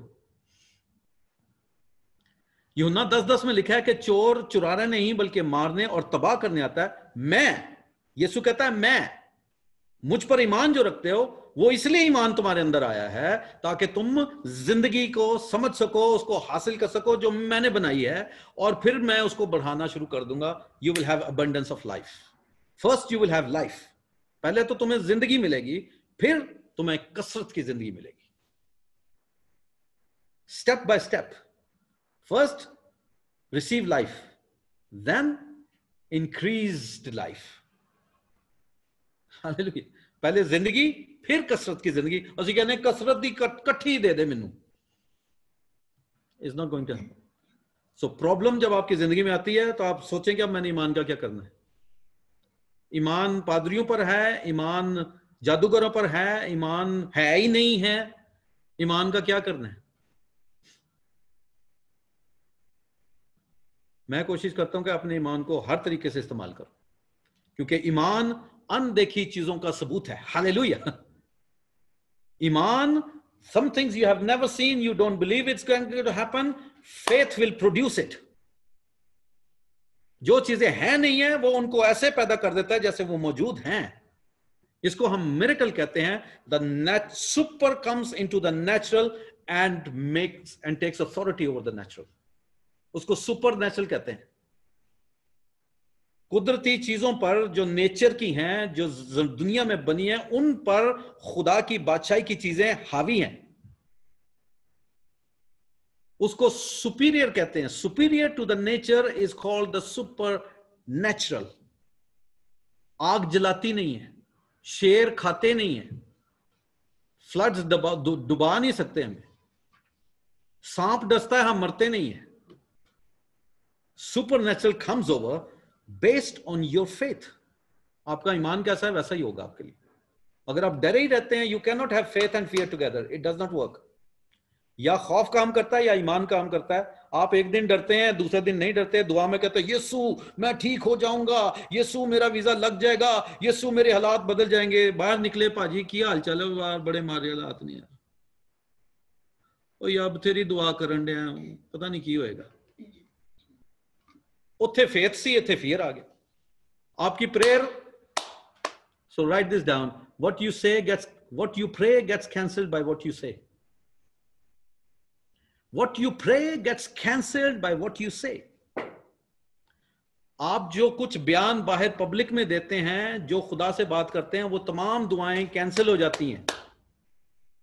जो दुआ कर रहे हैं और ईमान में कर रहे हैं, उसी ईमान को बाहर बोलना है कि होगा, अभी नहीं हुआ पर खुदावंद करेगा, मैंने दुआ कर दी है, क्योंकि कलाम में लिखा है कि जो कुछ मांगते हो ईमान रखो कि तुम्हें मिल गया, बेशक देखते नहीं हो. दिखाई नहीं दे रहा, हाथ में पासपोर्ट नहीं आया, हाथ में वीजा नहीं आया, अभी कैंसर दूर नहीं हुआ, पर you speak faith. You say I have been healed by the stripes of Jesus Christ. उसके मार खाने से, कोड़े खाने से मुझे शिफा मिलेगी नहीं, मिल चुकी है. उनको कोई रिपोर्ट तो दिखाओ मेडिकल, कहना एक दिन दिखाऊंगा मैं तुम्हें. डोंट से कि पता नहीं यार, पता नहीं यार. पता नहीं जड़ा ना, एक खौफ है, कंफ्यूजन है. That is lack of faith, not faith. ईमान तो या होता है या फिर नहीं होता है. इसकी दो ही हालतें हैं. So fuel your faith, fuel your faith. ईमान को बढ़ाएं, इसको कलाम के साथ मजबूत करें, यीशु के वादों पे खड़े रहें, और अपनी जुबान से हमेशा ईमान की बात करें, कॉन्फिडेंस की बात करें. मेरा यीशु सारे हालात बदलेगा. इन लोगों का ईमान इतना मजबूत था चारों का, इन्होंने पूरी सिचुएशन चेंज कर दी. इन्होंने उस घर की शक्ल बदल दी, उसकी छत ही खोल दी. उत्थे हुण भावें एयर कंडीशन फिट कर लेंगे. इनकी वजह से ये घर जिसको कोई नहीं जानता था, आज इस घर के बारे में शोर मचना शुरू हो जाएगा. द नेचर, ये बंदा जो जिसका नाम भी नहीं लिखा कि घर किसका था, ये पूरे इलाके में ये घर मशहूर हो गया. कौन सा घर? वो जहां पर मुआवजा हुआ था. ये घर became a house, a specific house, a place of miracle. फिर और क्या हुआ इस घर में? ये चार लोगों का ईमान, खुदावंद यीशु ने क्या कहा? अगली आयत में चलते हैं, वही लूक चैप्टर 5 में. और देखो कई मर्द एक आदमी को जो मफलूज था चारपाई पर लाए और कोशिश की. आपने कोशिश करके लोगों को यीशु के पास लेके आना है कि उसे अंदर लाकर उसके आगे रखें, और जब भीड़ के सबब से उसको अंदर ले जाने की राह ना पाई, तो कोठे पर चढ़कर खरपेल में से उसको कटोले समेत बीच में यीशु के सामने उतार दिया. हालेलुया. उन्होंने अंदर से देखा कि कहां से छत खोलनी है ताकि जहां यीशु खड़ा है हमने सीधा उसके सामने पहुंचा दी. आमीन. आपको दूर से देखना चाहिए कि हमने कब और कहां अपना मुआवजा लेना है. You have the far sightedness. आपका इरादा मजबूत होना चाहिए. मुसीबत को देख के आपको डगमगाना नहीं चाहिए. You should not shake. जो फेथ शेक हो जाता है, आपका मिरेकल डिले हो जाता है, आपका मुआवजा, आपकी बरकत डिले हो जाती है, because your faith is shaking. Hallelujah. और उन्होंने क्या कहा? 20वीं आयत गौर से पढ़नी है. उसने उनका ईमान देखकर, किनका ईमान देखा? मनप्रीत आप बता दें. उन लोगों का ईमान। देखा, नॉर्मली खुदावंद यीशु जिसकी प्रॉब्लम्स हल करते थे, जिसकी मुश्किल हल करते थे, कहते थे जा तेरे ईमान ने तुझे अच्छा किया। अक्सर यही कहा खुदावंद यीशु, जा तेरे ईमान ने तुझे अच्छा किया। यहां पर जो बीमार है उसका ईमान नहीं देख रहे, उसको लाने वाले का ईमान देख रहे। कुछ गुनाहगार लोग आपके ईमान के वसीले से बचाए जा सकते हैं। अगर आप रास्ते से ईमान में चल रहे हैं जिसका नाम मसीहत है, क्रिश्चियनिटी है, आसमान की बादशाही है, आपका ईमान देखकर बहुत से लोग बचना शुरू हो जाएंगे। हालेलुया। आपकी जिंदगी की टेस्टमनी क्या है? How you use your faith will save many people. उस शख्स के साथ कोई बात नहीं की, उसकी तरफ देखा भी नहीं, देखा किसको? उन 4 लोगों को कि इतनी मेहनत की है इन्होंने, इतना ईमान कि इन्होंने छत की परवाह नहीं की, पब्लिक की परवाह नहीं की, मीटिंग के डिसिप्लिन की परवाह नहीं की। इन्होंने इतनी कोशिश की कि कहां से उठा के लाए हैं, कहां लेकर गए हैं, कहां से नीचे उतारा है। कहता है उनका ईमान देखे आदमी से अजीब सी बात की, एक अजीब बात की है। अगला पॉइंट लिखें, your problem does not attract God, your faith in Jesus attracts God. Your problem does not attract God.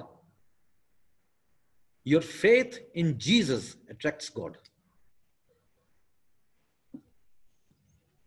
आपकी मुश्किलात खुदा को हरकत में नहीं लाती, आपका यीशु पर ईमान आसमान जुम्बिश करता है उस पर। आपकी मुश्किल देखकर खुदा हरकत नहीं करता, आपका ईमान देखकर खुदा हरकत में आता है। अगर खुदा सिर्फ इंसान की मुसीबत देखकर हरकत में आता है तो फिर कोई हॉस्पिटल में बीमार नहीं रहेगा, कोई नंगा नहीं होगा, कोई भूखा नहीं होगा, कोई सड़कों पर नहीं सोएगा। हर शख्स की मुश्किल फौरन हल हो जाएगी, पर होती नहीं है। क्रिश्चियंस की भी नहीं होती जब तक उनका फेथ, पूरा यकीन यीशु पर नहीं रहता। You have to have full faith in Christ and God will come down. खुदा यीशु के नाम में मूव करता है। आसमान की बादशाही, पूरे फरिश्ते, पूरे सराफीम, पूरे करोबी, सारा आसमान, जब आप यीशु का नाम लेकर कुछ कहते हैं तो पूरा का पूरा आसमान नीचे आता है। God does not move with the problem, he moves with the faith in Jesus Christ. यीशु ने उनका ईमान देखकर, उसकी प्रॉब्लम देख के नहीं उसको ठीक किया। वो शख्स नहीं बोला, उस शख्स ने कुछ नहीं मांगा। उन लोगों का ईमान किस पर था? यीशु पर था। अब काम कौन करने लगा? आसमान की बादशाही। कैसे? यीशु के कहने से। यीशु ने क्या कहा? आपके सामने कोई अंधा आ गया है, कोई पैरालाइज आ गया है, किसी की टांग नहीं चल रही या कोई और बीमारी है, तो आप उसकी बीमारी से डील करेंगे या किसी और चीज से? खुदावन यीशु ने क्या कहा? खुदावन यीशु ने कहा, वर्स 20 में लिखा है, उसने उनका ईमान देखकर कहा, ऐ आदमी तेरे गुनाह माफ हुए। किसने कहा ये गुनाहगार है? ये तो बात ही नहीं हुई। गुनाहों का तो चक्कर ही नहीं है, वो तो फिजिकली पैरालाइज है, जिस्मानी तौर पर मफलूज शख्स है, उसकी प्रॉब्लम जिस्मानी है, और खुदावन यीशु कह रहा है तेरे गुनाह माफ हुए। किसी ने एक्सप्लेन नहीं किया कि इसकी लाइफ क्या है। अगला पॉइंट लिखें, problems are the best opportunities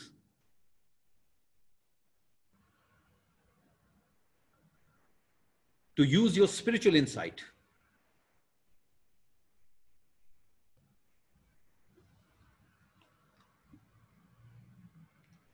Problems are the best opportunities to use your spiritual insight.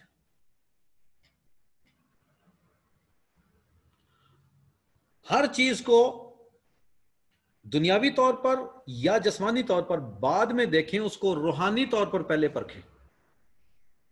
because most of the time the situation or the circumstances of the problem are spiritual, not physical. बहुत बार मुश्किलात की वजह जो जिस्म में जाहिर होती हैं उनकी जड़ रूहानी गुनाह होते हैं, स्पिरिचुअल प्रॉब्लम होती है। यीशु ने जैसे बीमार को देखा उसको फौरन पता लग गया कि इस शख्स की बीमारी की जड़ रूहानी जिंदगी में है, जिस्म में नहीं है। वो फिजिकली पैरालाइज नहीं है, उसकी स्पिरिट पैरालाइज हुई है बिकॉज ऑफ द सिन। हम रूहानी तौर पर हर इंसान मफलूज पैदा होता है, उसकी रूह मफलूज है, डीएक्टिवेटेड स्पिरिट होती है हमारे अंदर। उसको एक्टिवेट पाक रूह आके करता है जब हम यीशु को कबूल कर लेते हैं। वो डीएक्टिवेटेड रूह एकदम से जिस्म पर हावी हो जाती है। तो पहले ऐसे होता है, जिस्म हावी होता है रूह पर, जैसे यीशु को कबूल करते हैं काम उल्टा हो जाता है। रूह पाक रूह के साथ मिलकर जिस्म पर कब्जा जमा लेती है। This is what happened here. Jesus looked at the person, he looked at the faith. उसने उन लोगों के ईमान को देखा, उसने शख्स को देखा, उसको फौरन पता लग गया। सो मुश्किल में आपके पास बेस्ट चांस है कि आप अपनी स्पिरिचुअल गिफ्ट्स को इस्तेमाल करें। रूहानी आंख से हर चीज को परखें, रूहानी तौर पर उसको एनालाइज करें, रूहानी तौर पर उससे डील करें। इसलिए लिखा है कि तुम्हारी जंग खून और गोश्त से नहीं है। मैंने पहले बताया था कि सोर्स एक ही है, हर प्रॉब्लम की वजह शैतानी है। बीमारियां हों, शादियां हों, मैरिजेस तबाह हो रही हैं, फिर बच्ची की जिंदगियां ड्रग एडिक्ट्स बनते जा रहे हैं, सारे के गैंग कल्चर बन रहा है, लड़कियां हमारी गैर मर्दों के साथ, गैर मज़ाहिब लोगों के साथ अजीब अजीब रिश्ते हो रहे हैं, अजीब अजीब हरकतें हो रही हैं, पता नहीं कौन से ट्रेंड्स को हम फॉलो कर रहे हैं। Everything is just coming from the dark side.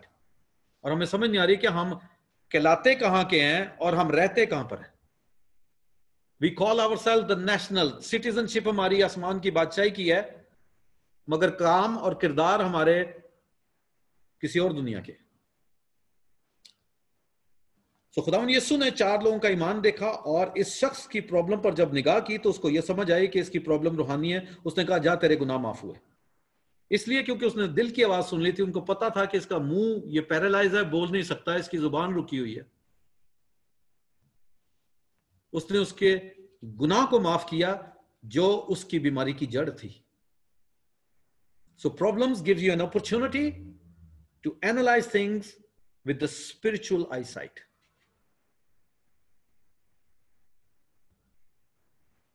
अगला पॉइंट लिखें, your spiritual insight will reveal the actual cause. आपकी रूहानी परख आपको रूहानी वजूहात को जाहिर कर देगी, मुश्किल की रूहानी वजूहात को जाहिर करेगी। किसने जादू टूना किया है, किसने तवीज डाले हैं। कुछ जितने लोग यहां बैठे हैं अगर वो जादू तवीज और जादू टूने पर और तवीज पर ईमान नहीं रखते तो आज से अपनी सोच बदलें। ये हकीकी हैं, ये सच्ची हैं। और लोग एक दूसरे पर तवीज करते हैं क्योंकि जेलस होते हैं या खानदानी झगड़े हैं। आपकी शादियों को, बहुत से लोगों की मैरिजेस को वो पहले से ही उस पर लानत भेज देते हैं और बाइंड कर देते हैं ताकि शादी के बाद आप कभी भी बच्चा पैदा ना हो या आप कभी भी इकट्ठे ना रह सके। This is happening everywhere I go. पूरी दुनिया में ये सिस्टम है। तो आपको रूहानी जंग को समझना जरूरी है। Look through the spiritual eyesight. So problems will give you a chance to use your spiritual insight. Number 2, it will reveal the problems. रूहानी जड़ कहां पर है, किसने तवीज खिलाए, कहां से आए हैं, क्या हुआ है, जादू किसने किया। Holy Spirit will reveal that to you. So you cannot fight the spiritual powers if you do not have the Spirit of God. खुदावंद ने उसकी रूहानी प्रॉब्लम को सॉल्व किया पहले, फिर कहा इस पर 21वीं आयत में लिखा है, इस पर फकीह और फरीसी सोचने लगे कि ये कौन है जो कुफर बकता है खुदा के सिवा और कौन गुनाह माफ कर सकता है। अगला पॉइंट लिखें, मुश्किलात। So इंग्लिश में लिख लें, problems help you to identify your friends and your foes and your enemies. लिख लें, मुश्किलात, problems help you to identify your friends and your enemies, मुश्किलात में, मुसीबत में पता लगता है कि कौन आपका दोस्त है और कौन आपका दुश्मन है। तो ये एक अच्छी बात है, क्योंकि आपको गलत रिश्तों में से छूटने का मौका मिल जाता है। Problems help you to identify who are your friends and who are your enemies. मुश्किलात आपकी मदद करती हैं ताकि पता लगे कि केड़ा दोस्त है, केड़ा सज्जन है, ते केड़ा दुश्मन है। सो जो आपकी प्रॉब्लम को हमेशा इग्नोर ही करते रहते हैं, टाइम ही नहीं है, वो कभी भी आपके अच्छे दोस्त नहीं है। Friend in need is friend in deed. I like that in English. मुसीबत में जो आपकी मदद करता है वही आपका सच्चा दोस्त है, बाकी सब टाइम वेस्टर्स हैं। और ये ऐसे लोग आपकी जिंदगी में मुश्किल से एक या दो, मैक्सिमम 5 से ज्यादा नहीं होंगे। They are the true friends. आप आज बैठ के याद करें अपने हालात में कौन खड़ा हुआ था और आइंदा कौन हो सकता है। List down those people. I can guarantee you कि आप 3 से ज्यादा नाम नहीं लिख सकेंगे। I did that exercise. जब मैंने अपनी जिंदगी के हालात में देखा और कौन कौन मेरे साथ किस वजह से कब कहां कैसे खड़े हुए थे, इससे मुझे बहुत मदद मिली कि मैं टाइम वेस्टर्स को अपनी जिंदगी से अलग कर सकूं। उनको उतना ही टाइम दो जितने के वो लायक है। Don't waste your time because your time is your life. हम गलत लोगों पर अपनी जिंदगी बहुत जिंदगी का हिस्सा बर्बाद करते हैं। ना वो कुछ सीखते हैं, ना हमारा कुछ बनता है, and then we just waste our life. और फिर वक्त और उम्र कभी वापस नहीं आएगी। You have limited time. आप जिस दिन पैदा हुए हैं उस दिन से आपकी घड़ी पीछे की तरफ जा रही है, आगे नहीं बढ़ रही है। जिस दिन टाइमर ऑफ हो जाएगा उस दिन गुड बाय हो जाएंगे। सो you must be wise how you use your time. Identify. So problems, मुश्किलात आपकी मदद करती हैं ताकि आप रिश्तों को परख सकें। कौन मेरा अपना है, कौन नहीं है, कौन दोस्त है, कौन दुश्मन है।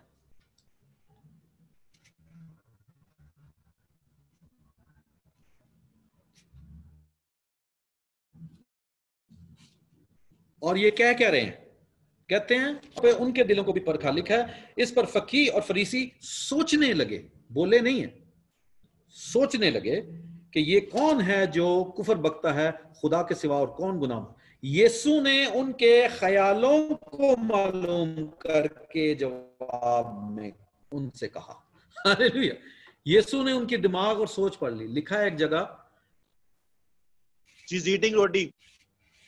हालेलुया। आवाज आ रही है? आवाज आ रही है मेरी? पीटर भाई आवाज आ रही? ओके। यीशु ने उनके ख्यालों को मालूम करके कहा।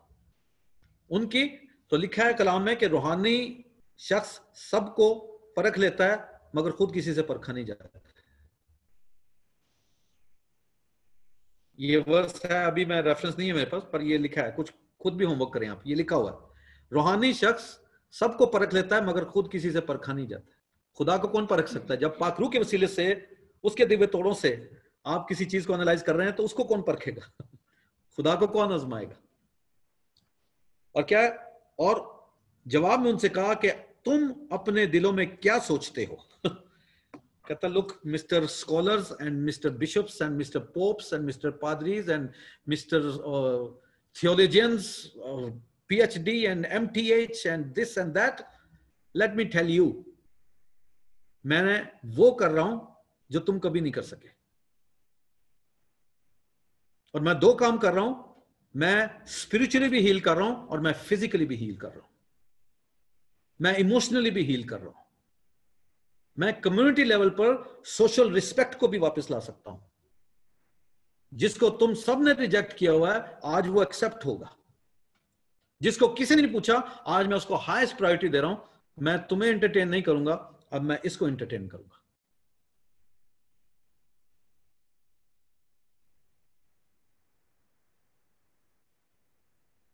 हालेलुया। तुम इंपॉर्टेंट नहीं हो, ये इंपॉर्टेंट है।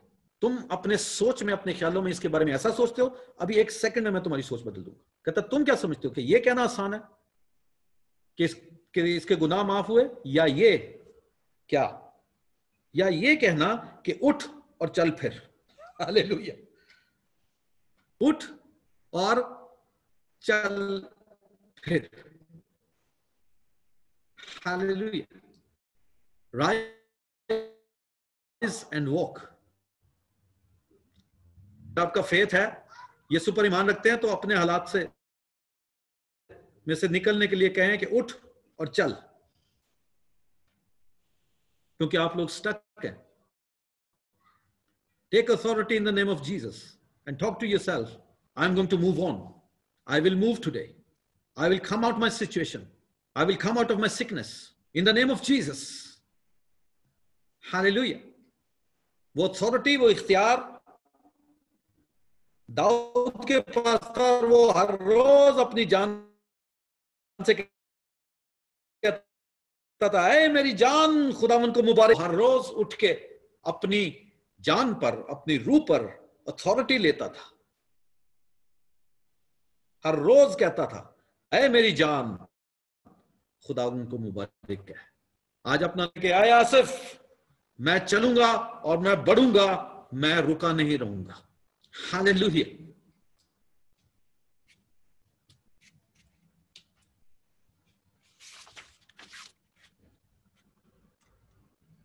Praise God.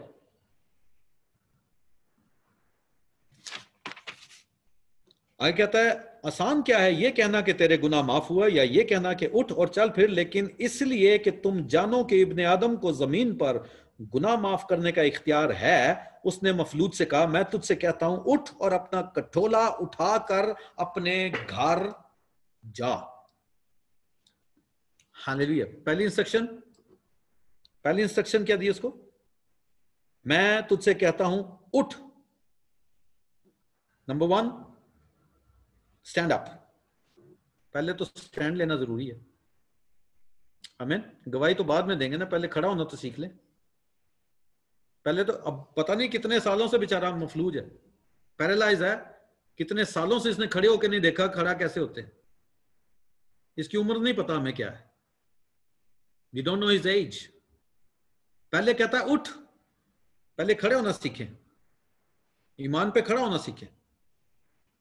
आज अगर आप खड़े होते हैं तो that is a proof that you believe in Christ.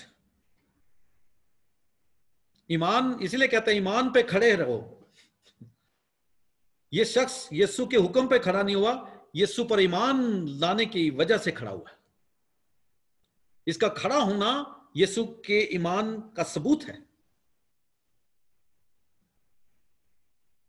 लिखें, पॉइंट लिखें, the demonstration of your faith in response to the problem, the demonstration of your faith in response to the problem, the demonstration of your faith in response to the problem will put your enemies to shame.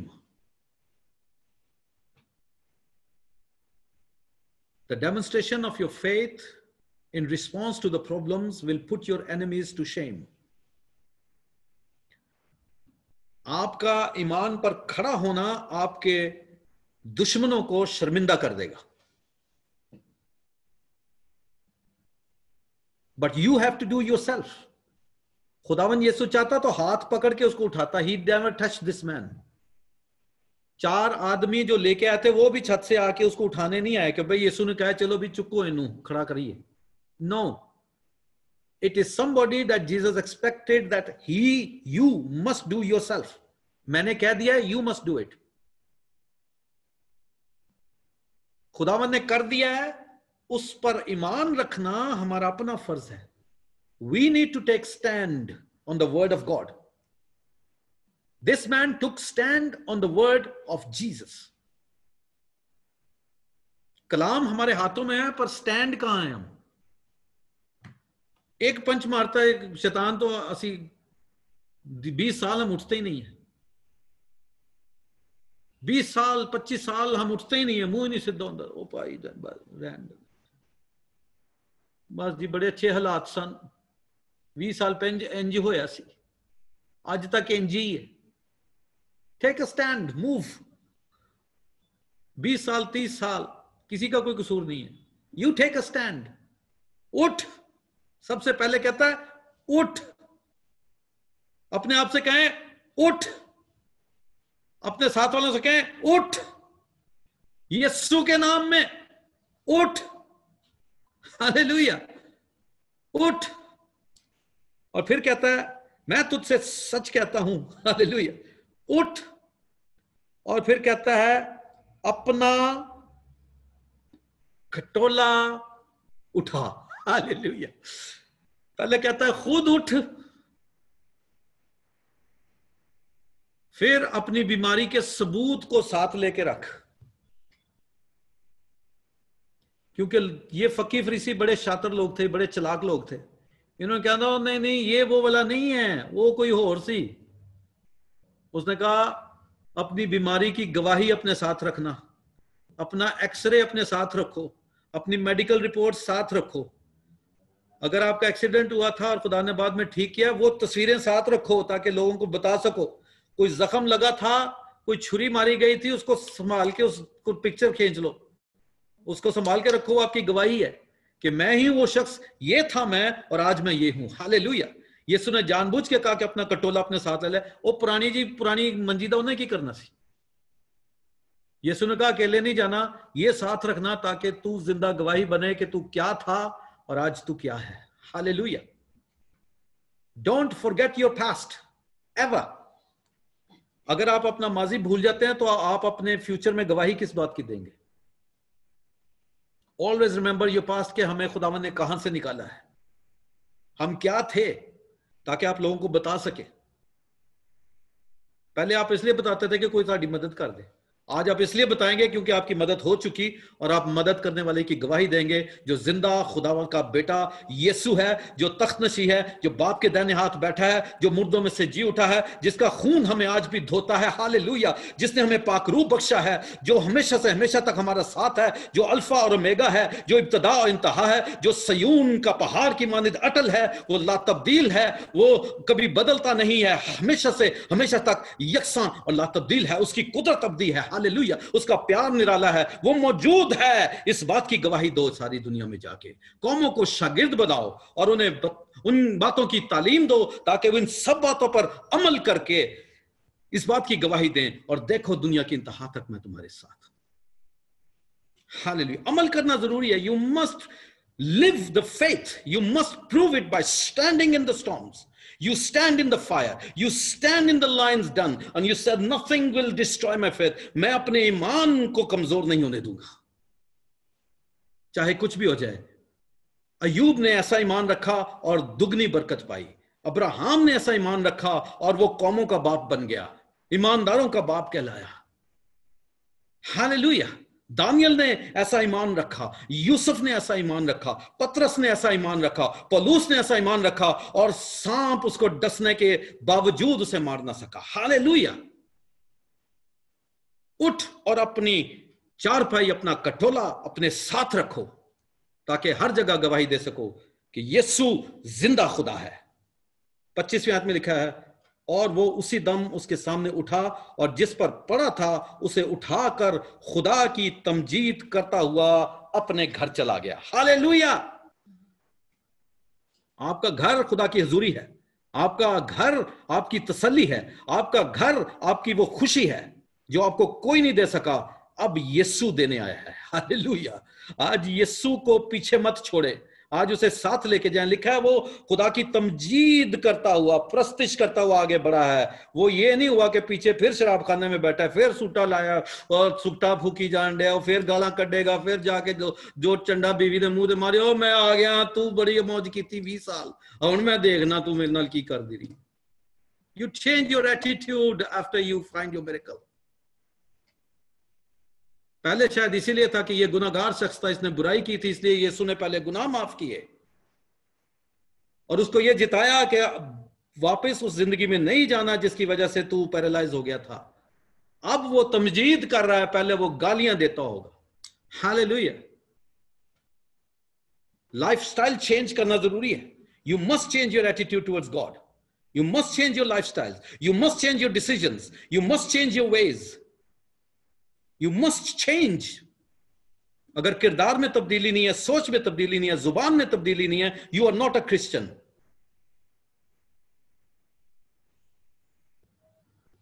You don't belong to the kingdom of heaven. You don't belong to the government of heaven. अगला point लिखें. The proof of your problem will become the proof of your testimony. The proof of your problem will become the proof of your testimony.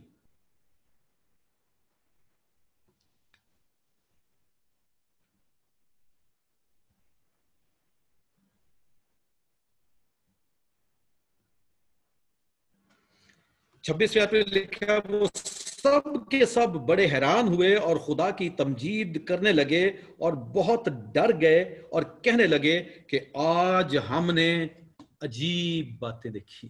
Hallelujah. Today we have seen wonderful things. Hallelujah. आज हमने अजीब बातें देखी. आज हमने अजीब बातें सीखी. Hallelujah. Write this down. Problems are the promotional strategies of God.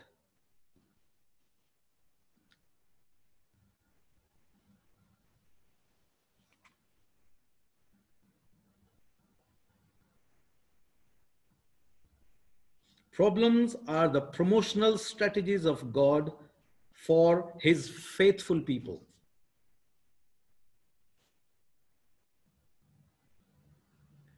मुसीबत ईमानदारों के लिए खुदा की तरफ से प्रमोशन लेकर आती है, बेहतरी लेकर आती है. आप पहले यहां थे, मुसीबत आई, आपने क्वालिफाई किया, अब यहां चले जाएंगे.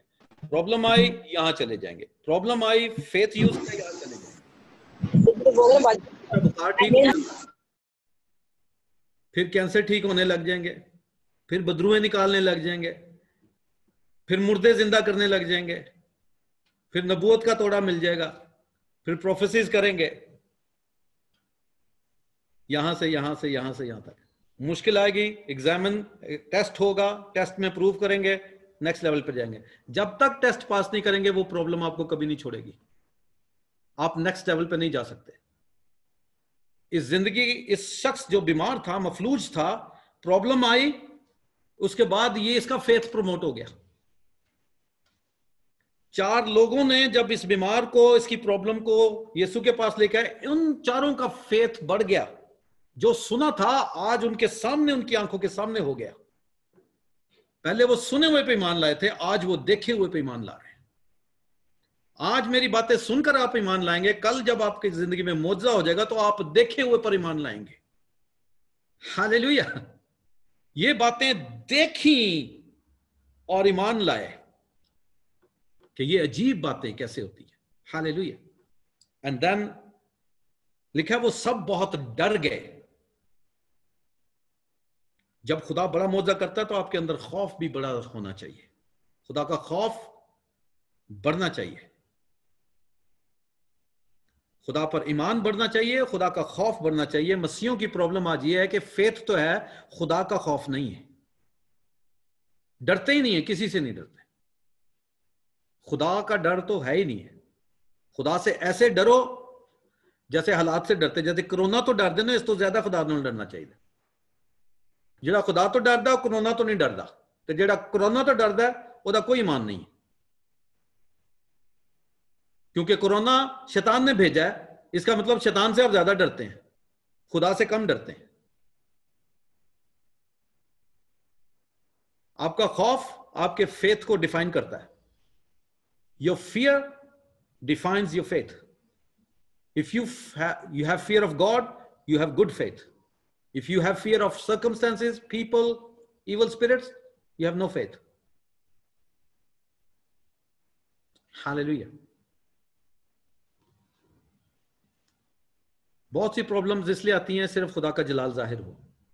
So many problems, just write this down. Many problems come just to glorify God. बहुत सी प्रॉब्लम सिर्फ खुदा अपने नाम को जलाल देने के लिए होने देता है।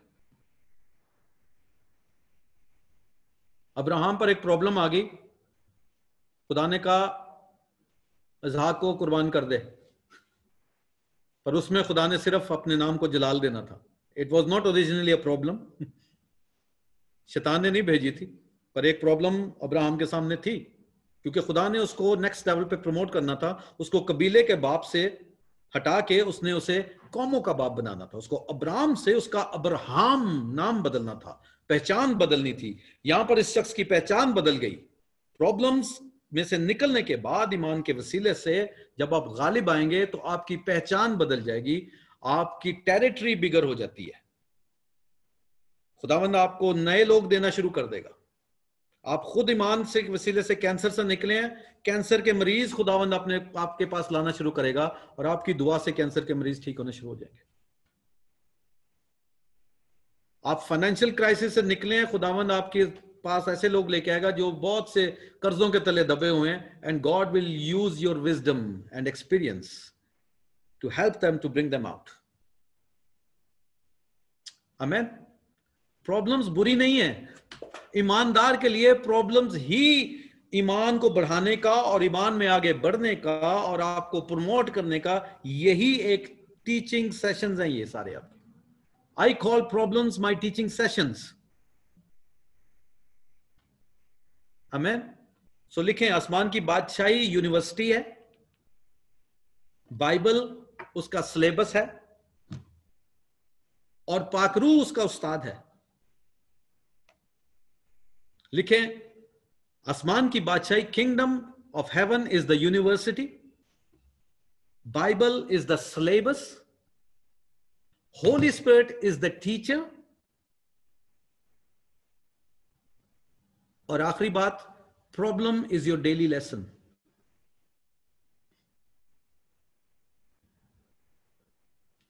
यूनिवर्सिटी आसमान की बादशाही है, उसका कोर्स, उसका सिलेबस बाइबल है, उसका उस्ताद पाकरू है, और रोजाना का सबक मुश्किलात हैं।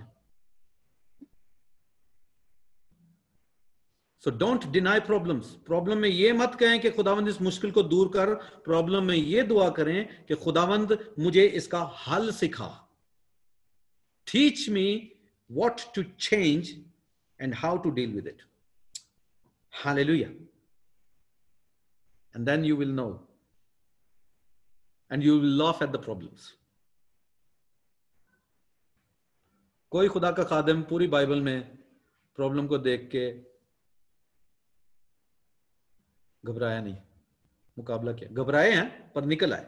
एलिया डर गया था, पास्टर पीटर का फेवरेट चैप्टर है, जो ये पूरा चैप्टर ऐसे ही बोल देते हैं, और एलिया ने दुआ की और ऐसा हुआ और वैसा हुआ। वो मुझे नहीं आता जितनी तेजी से ये बोलते हैं, मैनू कड़ी मुड़ी पढ़ना पैंदा की क्या सी एलिया इन्होंने रटा हुआ।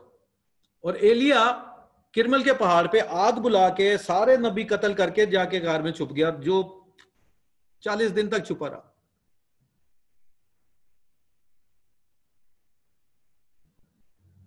Until he took a stand on the word of God. And he came out of it. Hallelujah. Problems आपको नेक्स्ट लेवल पे ले जाती है।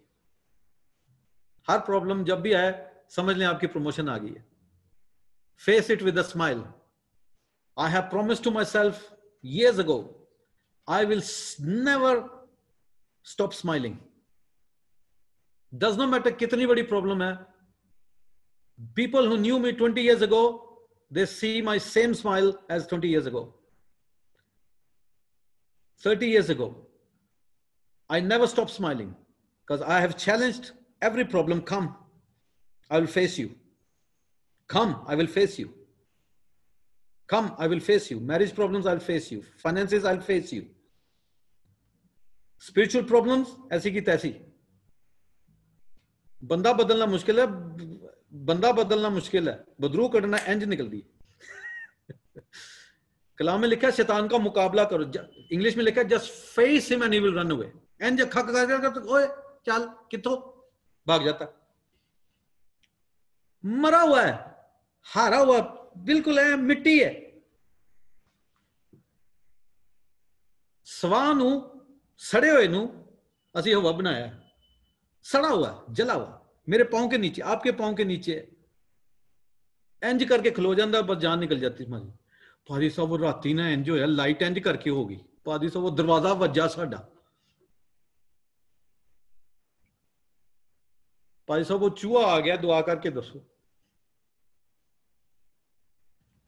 कितने बदरू है कि सच्ची चूहा है। चूहों से डर रहे हैं हम, बुरा हाल हुआ। God bless you. I know time ज्यादा हो गया, but this is important. You must change your mind set about problems. मुश्किलात को नेगेटिव नहीं समझना। पौलुस रसूल की लिस्ट देखें, कितनी प्रॉब्लम्स में से गुजरा। कहता है कि कोई भी चीज हमें खुदा की मोहब्बत से जुदा नहीं कर सकती। हालेलुया। कौन सी चीज हमें खुदा की मोहब्बत से जुदा करेगी? ये कैंसर, ये बीमारियां, ये मारा जाना, ये कत्ल किया जाना, ये फाइनेंसेस, कौन हमें खुदा की मोहब्बत से जुदा कर सकता है? कोई नहीं कर सकता। हम खुदा उनका शुक्र करते हैं। हालेलुया।